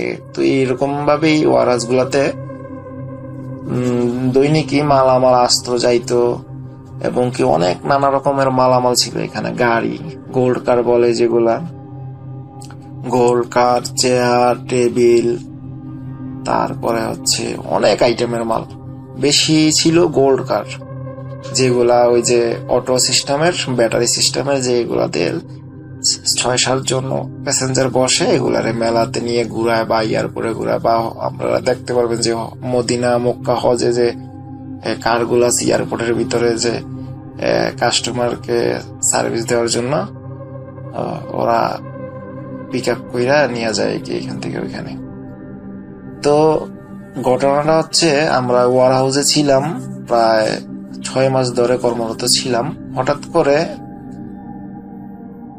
করে কি, আমরা একটা ওয়ার হাউসে আমরা 4 জন ফ্রেন্ড থাকি, এটার ভিতরেই বেশি আমাদের কাজ বা সবকিছু এটার ভিতরেই হয়। আর 2টা ওয়ার হাউস সবসময় বন্ধ থাকে। আর বলে রাখা ভালো যে এই ওয়ার হাউস গুলো আমাদের যাওয়ার আগে, আমরা যেখানে ডিউটি শুরু করলাম এই ওয়ার হাউস গুলাতে, আমাদের ডিউটি করার আগে এখানে ওয়ার হাউস গুলা বন্ধ ছিল, আর কেউ ছিল না, পরিত্যক্ত ছিল এটি। তো আমরা যাওয়ার পর বুঝতে পারলাম যে এগুলো অনেকদিন ধরে পরিত্যক্ত। আর এখানে ওয়ার হাউস গুলো তো বিশাল বড় নিয়ে জায়গা, বড় বড় না, তো সেই যে কারণে আপনার মনে করেন এগুলা মরুভূমির মাঝখানে এগুলা ওয়ার হাউস গুলা তৈরি করা হয়েছে। কোনো লোকালয় নাই, এখানে মানুষ নাই। খুবই আমাদের একা একা লাগতো, বোরিং লাগতো যে কোথায় আমরা থাকতেছি। কোনো এক অজানা এক জায়গা, কোনো মানুষ নাই, কিছু নাই, দোকান নাই, আমাদের খাবারের পানির অনেক কষ্ট হইতো। তো আমাদের বস এগুলো আমাদেরকে দিত, ও গাড়ি দিয়ে নিয়ে আসতো, দিয়ে যাইতো। তো আস্তে আস্তে আমরা এখানে থাকা শুরু করলাম 6 মাস, মোটামুটি ভালোই। আমরা আমাদের ফার্স্ট যে ওয়ার হাউসে আমরা থাকি, এখানেই ভালো একটা রুম আছে, ভিআইপি রুম, এখানে এসি আছে, সবকিছু আছে। তো আমাদের আর বাকি 2টা ওয়ার হাউসে ওইরকম ভাবে যাওয়া হইতো না, কাজও ছিল না, যাওয়া হইতো না। তো 6 মাস পর আপনার মনে করেন এই যে মেলা শুরু হইলো। তো এখান থেকে মালামাল যাবে, গাড়ি যাবে। তো গাড়ি যাওয়ার পর আমরা ফার্স্ট ওয়ার হাউস যেটা ওইটা খুললাম, গিয়ে দেখলাম যে এখানে অনেক গাড়ি, প্রায় 100-র মতো আপনার 100-র উপরে গোল্ড কার। তো এগুলা কিছু ভালো, কিছু খারাপ, মোটামুটি পুরনো, ময়লা কাদা অনেক জমে আছে এখানে। তো এগুলার সবগুলার রিপেয়ারিং করতে হবে। তো আমাদের বস খুললো, ওয়ার হাউসটা খুললো, চাবি আমাদের কাছে। তো আমাদেরকে ডেকে নিয়ে বললো যে এটা খোলো তোমরা, এটার মধ্যে অনেক কিছু আছে, এগুলা মালামাল যাবে মেলায়, তো এগুলা সবগুলাকে কি পরিষ্কার করতে হবে। ওর বাসায় বলতেছে কি, সৌদির বাসায় বলতেছে যে পরিষ্কার করতে হবে, তো তোমরা ওয়ার হাউসটা খোলো। তো আমরা খুললাম। তো খোলার পর দেখলাম যে অনেক অন্ধকার এখানে, বিশাল বড়, এই পার থেকে ওপার ওয়ার হাউসটার এই পাশ যদি আপনি দাঁড়ান, ওই পাশ দেখা যায় না। আর অনেক মালামাল, তো অন্ধকার, লাইট ছিল মনে করেন 50টার মতো, বিশাল বড় বড় লাইট। সবগুলা জ্বালানোর পরও আপনি মনে করেন অন্ধকার ঝাপসা থাকে, অনেক ভয়ানক। আর কি বলবো আমি, যেটা আমাদের গ্রাম অঞ্চলের বাসায় যে আছে না, মাকড়সা বাসা বাঁধায় যেভাবে, এরকম অনেক দিন যাবত এখানে মানুষ যায় না বা চলাচল নাই, সেই কারণে অনেক এটা একটা ভয়ানক ভুতুরে বাড়ির মতো হয়ে আছে। তো যাই হোক, আমাদের এই বয়ার নেই এখানে, আমরা কাজ করতে আসছি বা কাজের স্থান। তো আমরা এটার ভাবিনি যে এখানে কিছু আছে বা ভূত বা কিছু থাকতে পারে এখানে। তো গাড়িগুলা দেখা বলতেছে যে তোমরা চেক করো কোন গাড়িটা চাবি আছে, সবগুলা গাড়ির মধ্যে চাবি স্টার্ট দাও, দেখো কোনগুলা চলে আর কোনগুলা চলে না। তো আমরা সবগুলা চেক দিলাম। চেক দেওয়ার পর দেখি যে মনে করেন 100 থেকে মনে হয় 20টা ভালো আর 80টাই খারাপ। তো আমরা যেগুলা ভালো, তো এগুলা আমরা স্টার্ট দিয়ে বাইরে নিয়ে আলাদা করে রাখছি, আর যেগুলা ভালো এগুলো এক সাইডে দিয়ে দিছি, আর যেগুলা খারাপ এগুলো আরেক সাইডে রেখে দিছি। এগুলো রিপেয়ারিং করার জন্য আমরা এক সাইডে রাখলাম। তো রিপেয়ারিং করার জন্য মেকানিক ডাকলো, আসলো মেকানিক, দেখে ওরা কন্ট্যাক্ট করলো। এত টাকার মধ্যে, কত টাকা এটা আমরা জানি না, কন্ট্যাক্ট হইলো, ওদের সাথে সংযুক্ত হইলো যে ওরা এগুলা ঠিক করবে, 80টা গাড়ি সম্পূর্ণভাবে ঠিক করে দিয়ে দিবে, পরিপূর্ণভাবে চলার উপযুক্ত করে দিবে। তো কন্ট্রাক্টর ছিল ইউমিন থেকে আসছিল একটা ছেলে, ওর আন্ডারে ওর গ্যারেজ ছিল। তো গ্যারেজ থেকে অনেক মালামাল নিয়ে আসলো, যেহেতু 80টা কার, এখানে অনেকগুলা গাড়ি, তো সবগুলা গাড়ির জন্য অনেক মালামাল দরকার, অনেক কিছু দরকার। তো আস্তে আস্তে অনেক মালামাল নিয়ে আসলো। তারপরে ওরা মেকানিক প্রায় 10-12 জনের মতো আসলো, এসে ওরা কাজ শুরু করবে। তো সৌদি আরবে ভাই কথা হচ্ছে, দিনে খুব কমই কাজ হয় সন্ধ্যা থেকে সারা রাত পর্যন্ত। তো আমরা সবসময় আমরা দিনে ঘুমাইতাম, রাত্রে কাজ হইতো আমাদের ওয়ার হাউসের ভিতরে। তো আমরা তো বলে রাখছি আগে আমি যে আমরা যে ফার্স্ট ওয়ার হাউসটাই ছিলাম ওইটাতে আমাদের সবসময় কাজ হইতো, এই 2টাতে আসা হইতো না, যেহেতু এখানে মালামাল পরিপূর্ণভাবে ছিল। আর এখন এগুলো আমরা খুলতামও না, দেখতামও না, কারণ মেলা হইলে আমরা এটা খোলার অনুমতি পাইতাম। তো কথা হচ্ছে ওরা আসলো, কাজ শুরু করলো। তো আমাদের দায়িত্ব হচ্ছে যে আমরা দেখবো কাজ করতেছে, গেট খুলে দেবো, ওরা আসবে, ওরা অনেকগুলা মেকানিক আসবে, অনেক মালামাল আছে এখানে আমাদেরকে চেক করার জন্য। ওরা যতক্ষণ কাজ করে তখন আমাদের ওদের সাথে থাকতে হবে। তো ওরা সন্ধ্যায় আসতো, মাগরিবের পর কাজ শুরু হইতো, প্রায় রাত্রে 3টা-4টা বাজে যেত, তারপর কাজ শেষ করে যাইতো। তারপর আমরা ওয়ার হাউস বন্ধ করে বাসায় আসতাম, রুমে আসতাম, ফ্রেশ হয়ে খাওয়া দাওয়া করে ঘুমাতাম। তো এমন একদিনের কথা, একদিন রাত 1টা বা 1:30টার দিক হঠাৎ করে ওরা কাজে ছিল, আমরা 2জন ফ্রেন্ড গাড়িগুলাতে বসে ফোন টিপতেছি আর ওরা কাজ করতেছে। বিশ্বাস করবেন না ভাই, লাইট তো ওয়ার হাউসের ভিতরে প্রায় অনেক লাইট, অনেকগুলা গলি আছে, গলির লাইট আপনার মনে করেন 50-60টার মতো লাইট। আমার গা শিউরিত হয়ে যায় যখন আমি ঘটনাটা মনে করি। তো ওরা এক পাশে লাইট গুলা লাগায় রাখছে আর বাকি লাইট অফ করে দিতে বলছে যে এতগুলো লাইট লাগানোর তো প্রয়োজন নাই, তোমরা যেই জায়গায় আমরা কাজ করতেছি এই লাইট গুলা লাগায় রাখো। তো আমরা এইগুলোই লাগায় রাখছি। তো 1:30টার দিকে হঠাৎ ওয়ার হাউসের গেট ছিল 4টে, একটা ওয়ার হাউসে 4টা গেট, সামনের দিক দিয়ে একটা গেট, পিছনের একটা গেট, তারপর আরেক সাইডে গিয়ে একটা গেট, আরেক সাইডের সামনে পিছনে গেট, টোটাল 4টা দরজা, বিশাল উঁচু দরজা, প্রায় কি 25-30 ফুট হবে উঁচু, যাতে এটাতে লরি ঢুকতে পারে। লরি, বিশাল বড় লরি আছে না, লরি ঢুকতে পারে, বের হইতে পারে মালামাল নিয়ে, অনেক বড় উঁচু। তো এই উঁচুর গেট গুলাও ছিল বেয়ারিং করা, যে ধাক্কা দিলে এগুলা সরে যেত, ফাঁক হয়ে যেত, এই দরজাগুলো খুলতো, আবার টান দিয়ে আবার দরজাগুলো একসাথে করে লক করতো। বিশাল বড় গেট। তো বিশ্বাস করবেন না ভাই, রাত 1:30টার দিকে হঠাৎ করে পিছনের যে গেটগুলা, আমরা কিন্তু এখানে প্রায় 14 জনের মতো মানুষ, ইউমিনি 12 জন আর আমরা বাঙালি 2 জন। রাত 1:30টার দিকে অবিরত হঠাৎ করে এত জোরে জোরে গেটের মধ্যে কে জানি শব্দ করতেছে, ভারী, এত ভারী বলার বাহিরে। তো আমরা সবাই ভয় পেয়ে গেলাম যে কি হলো, এটা বাইরে হইতেছে কে? তো আমাদের যেহেতু আমাদের ওয়ার হাউস, আমরা এখানে কর্মরত আছি, আমাদের দায়িত্বটাকে দেখতে হবে যে কি আছে, কে বাইরে হইতেছে, কে শব্দ করতেছে এত জোরে জোরে। এটা তো কোন ভদ্রলোকের কাজ না যে কোনো সৈদি বা কেউ আসবে না এত জোরে জোরে বাড়ি দিবে না। তো আমরা এটা দেখার জন্য, তোকে ধরার জন্য দেউর দিয়ে প্রায় যদি দেউর হয়ে যায় ফুল স্পিডে, তারপরও আমাদের 1-2 মিনিট লাগে এপার থেকে ওপার যাইতে, ওয়ার হাউসের এই পাশ থেকে ওই পাশ যাইতে। তো আমি ফার্স্ট দেউড় দিচ্ছি, দেউড় দেওয়ার পর আমি দেউড়াইয়া তারপরে ছোট একটা গেট আছে, ছোট একটা দরজা আছে, রুমের দরজা পার করে গেট খুলতে হয় না, রুমের দরজাটা খুললেই দেখা যায় গেটের ওপারে কি। প্রত্যেকটি ওয়ারাজ আবার রুম ছিল থাকার জন্য কি। তো আমরা একটা ওয়ারাজেই থাকতাম, এগুলা তার সবগুলা পরিত্যক্ত থাকতে। তো আমি বের হলাম, বের হয়ে দেখি গেটের পেছনে গিয়ে দেখি যে দরজার কেউ নেই। যদি এখানে যদি কেউ থাকতো, সে যদি লুকায়ও যাইতো বা কোথাও চলেও যাইতো, আমি দেখতে পারতাম। প্রায় 1-2 কিলোমিটারের মধ্যে লুকানোর কোথাও জায়গা নাই বা চলে যাওয়ার মতো কোথাও জায়গা নাই। আমি প্রথমে বলছি যে এটা মরুভূমির মাঝখানে, কোনো লোকালয় কোনো কিছু নাই, পুরো একটা বিশাল মাঠের মাঝখানে এই ওয়ার হাউস গুলা। তো আমি দৌড়ে গিয়ে দেখি কেউ নেই। তো আমি ফিরে আসলাম, ফিরে আইসা গলি চিপা চাপা চেক করতেছি, দেখি কেউ নেই, আশেপাশে কেউ নেই। তো আমি ওরা বলতেছে যে কি হয়েছে, কে এগুলো আমি করছে। তা আমি ওদেরকে বলি যে কেউ তো দেখতে পেতাম না, কি হইলো, এটা কে, কোথায় গেল। তো এইটা মনে করছি যে হয়তো কেউ হয়তো লুকায় গেছে, তো এটা মনে কইরা আমরা চলে আসছি।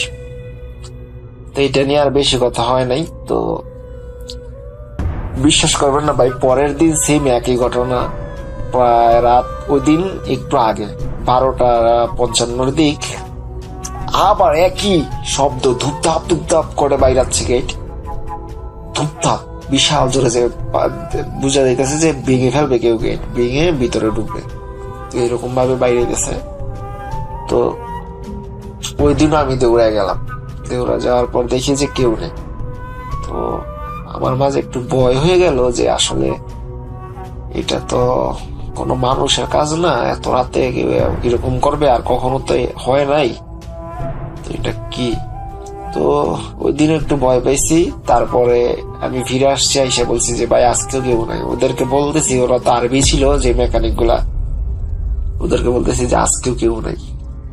তো ওরা বুঝতে পারছে, কিছু একটা বুঝতে পারছে। তো আমি আর ভাবি না এগুলা নিয়ে, আমি ব্যস্ত ছিলাম, ফোন টিপতেছি, ওরা কাজ করতেছে। তো ওরা দেখি কি জানি বলতেছে, টুকটাক আরবি তো আমি বুঝতেছি যে ওরা বলতেছে এরকম যে জিন হয়তো এরকম করতেছে। ওরা বলতেছে যে ইউমিনি যে মেকানিক গুলা ছিল, ইউমিনির ছেলে পেলে গুলা, মুরব্বীও ছিল, যে বলতেছে যে ওয়ার হাউস গুলা তো অনেকদিন ধরে পরিত্যক্ত ছিল, এখানে কোনো মানুষ ছিল না, কোনো মানুষ, কোনো লাইট আলো পড়ছিল না। তো এখানে হয়তো জিন আছে, জিনেরাই হয়তো এগুলা ডিস্টার্ব হচ্ছে, তো ওরা আমাদেরকে ভয় দেখাচ্ছে। তা আমি এরকমটা কিছু বুঝতে পারলাম। বুঝতে পারার পর আমার ভিতরে একটা ভয় চলে আসলো যে এরকমটা কি হইলো। পরে আমি আমার রুমের মেট 4 জন ছিল, 4 জনকে আমি ডাকলাম, আমাকে সহ 4 জন, 3 জনকে ডাকলাম যে আসো এদিকে দেখো, এরকম মনে হইতেছে। তো পরের দিন আমরা 4 জন আসলাম, বলছি যে আজকে 2 জন না, 4 জন একসাথে বসবো, দেখবো যে আজকে কি হয়। তো সেম একই ঘটনা, রাত 12টার পর আপনার 1টার কাছাকাছি অবিরত আবার দুপদাপ বাইরা বাড়ি শুরু হচ্ছে। তো বাইরা বাড়ি শুরু হওয়ার পর আজকে আমরা 4 জন দৌড় দিছি বাহিরে, আজকে দৌড়বই, যে হোক দেখবই। 4 জন 4 চিপা দিয়া দৌড় দিয়েছি, 4 গলি আছে এখানে ওয়ার হাউসের, চিপা চাপা দিয়ে গলি আছে। তো আমার 4 জন 4 দিক দিয়ে ব্যারিকেড দেওয়ার মতো দৌড়ে চলে গেলাম দেখার জন্য যে কে আজকে দৌড়বই। বিশ্বাস করেন ভাই, 4 জন যখন গেলাম, 4 জনে প্রায় 4 কিলোমিটার হবে, এক জনের 1 কিলোমিটার দূর থেকে কেউ দেখালাম না আমরা। তো আমরা ফিরে আসলাম, 5-10 মিনিট ঘোরাঘাড়া কর, আমি লোয়া লঙ্কর লাঠি নিয়ে বলতেছে কে মাইরা ফেলবো, সামনে আস পারলে। তো এইগুলা বইলা আপনি মনে করেন আমি ফিরে আসলাম।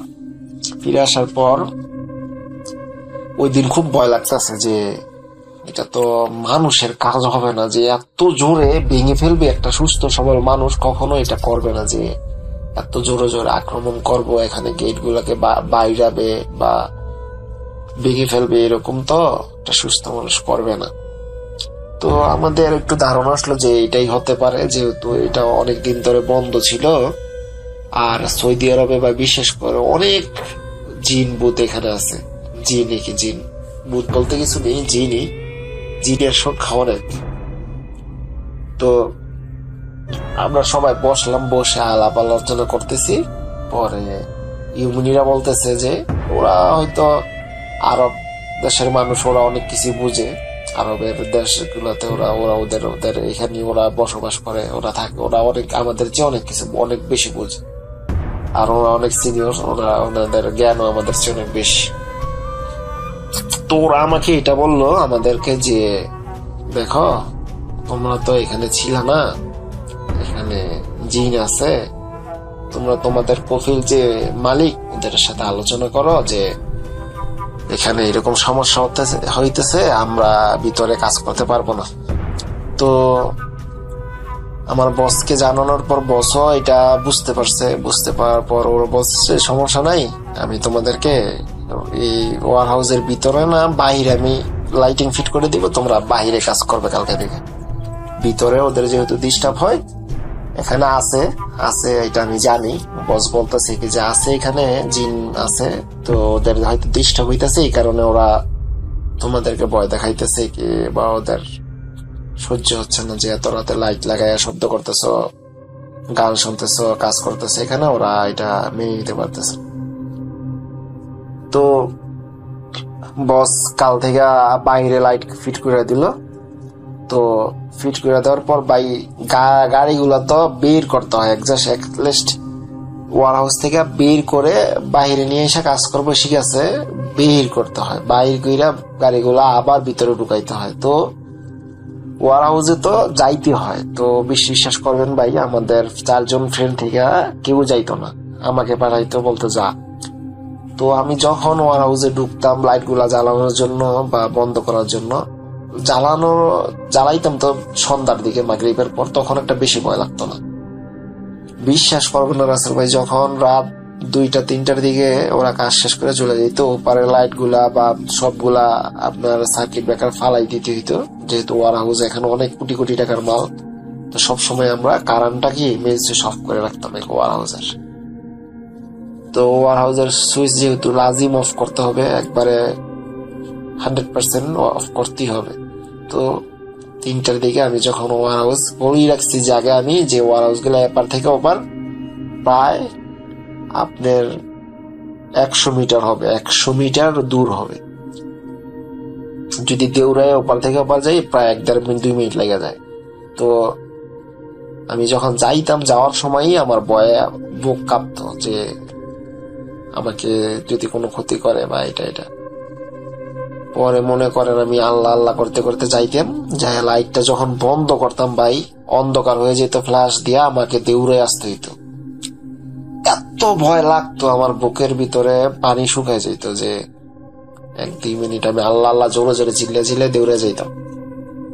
তো এটা আমার খুবই কষ্ট ছিল। তো আমার পার্সোনালি আমার সমস্যা হয়ে যায় যে এই ভয়টা নিয়ে আমি প্রতিদিন এগুলা করি, তো আমার সহ্য হয় না। তো ভাই বিশ্বাস করবেন না, এরকম হইতে হইতে ভাই আমি ওইখানে আর কাজ করি না।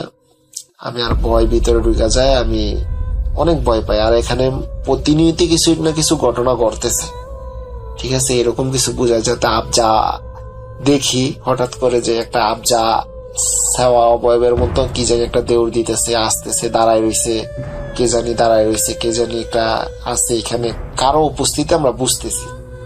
এই ঘটনার পর আরো বেশি আমাদের সাথে এটা হচ্ছে যে কেউ না কেউ এখানে আছে বা কারো উপস্থিতি আছে, এরকম টের পাইতেছি। তো টের পর ভাই খুবই ভয়, মনের ভিতরে ভয় ঢুকে গেছে অনেক।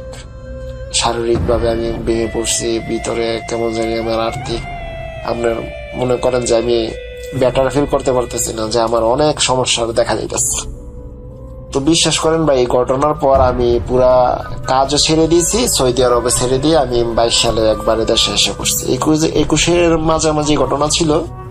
তো আমি কষ্ট করে 6 মাস ছিলাম। 6 মাস থাকার পর আমি এই কাজই ছেড়ে সৌদি আরবে ছেড়ে আমি দেশে এসে পড়ি। দেশে আসার পর আমি অনেক দিন ছিলাম দেশে। তো দেশে আসার পরও আমি প্রায় 3 বছরের মতো দেশে ছিলাম। দেশে থাকার পরও আমার এই দেশে থাকার অবস্থায় আমার এই সময়ে আমার সাথে অনেক ঘটনা ঘটছে। আমি অনেক ঘটনার সম্মুখীন হয়েছি বা আমার অনেক ঘটনা আমি শুনছি, আমার এলাকায় ঘটছে, দেখছি।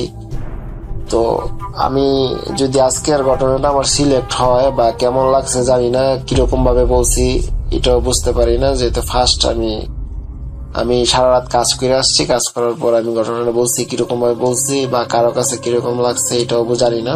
যদি সিলেক্ট হয় তাহলে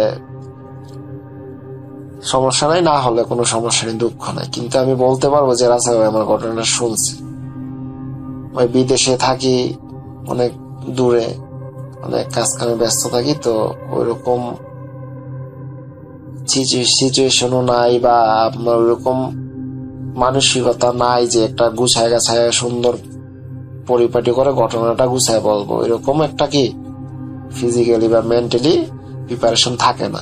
তো যেভাবে বলছি ভাই, যদি ভালো লাগে শেয়ার করবেন।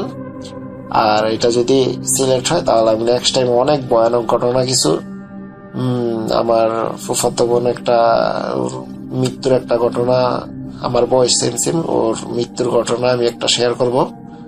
আর আমার দাদার মৃত্যুর পর একটা ঘটনা, এটা শেয়ার করব। আর কিছু মাছের ঘটনা আছে আমার এলাকায় আমার সাথে ঘটেছে, এইগুলা শেয়ার করব যদি আপনি এটা সিলেক্ট হয়। ঠিক আছে ভাই, এই বলে আজকে শেষ করলাম। তো আমি এটা বলি যে আমি আজও সৌদি আরব, আমি 2 মাস হলো আমি সৌদি আরবে আবার আসছি। দোয়া করবেন আমার জন্য সবাই, যাতে আমি থাকতে পারি, কাজ করতে পারি। আল্লাহ হাফেজ, ভালো থাকবেন ভাই।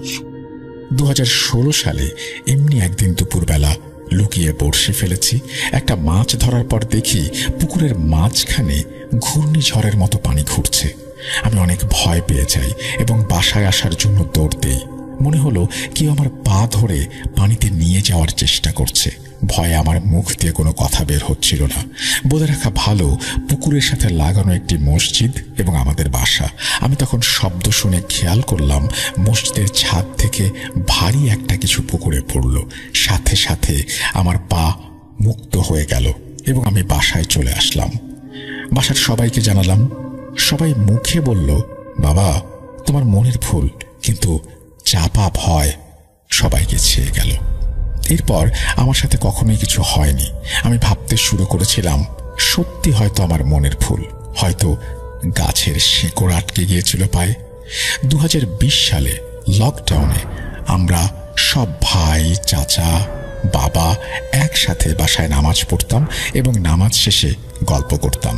কথা প্রসঙ্গে আমার চাচা বলল, আক্কাস ভাইয়ের বড় ছেলে নতুন বাসা করছে। কথাটা শুনে আমার বাবা বলল, আবার সেই সমস্যা দেখা দেবে। এই কথা শোনার পর আমি কৌতূহলী হয়ে উঠলাম। আমি পরে এক সময় আমার চাচার কাছ থেকে মূল ঘটনা শুনলাম। চাচা যেভাবে বলেছেন এবং আক্কাস চাচার ছেলের থেকে নেয়া তথ্য মিলিয়ে আমি বলার চেষ্টা করছি। 2002 সালে আক্কাস ভাই বাড়ি করবে ওই জায়গায়, একদম রাস্তার পাশে। বাড়ি করার কাজ শুরু হয়ে গেছে।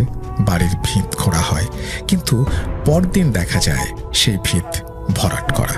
প্রথমবার সবাই ধারণা করলো যে কেউ শত্রুতা করে এমনটা করেছে। তৃতীয় দিন এমনটা হওয়ায় তিনি বুঝতে পারেন এটা সাধারণ কিছু নয়। বিভিন্ন জায়গায় হুজুর কবিরাজকে আসতে বলেন।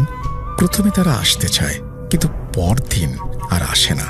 সবাই বলে এর সমাধান কেউ করতে পারবে না। এভাবে 2 মাস পার হয়ে যায়। এরপর উত্তরবঙ্গের অনেক বড় একজন পীর এই সমস্যা শুনতে আসতে চান। নির্দিষ্ট দিনে তিনি আসেন এবং একটা জায়নামাজ এবং 2 কেজি বাতাসা নিয়ে আসতে বলেন।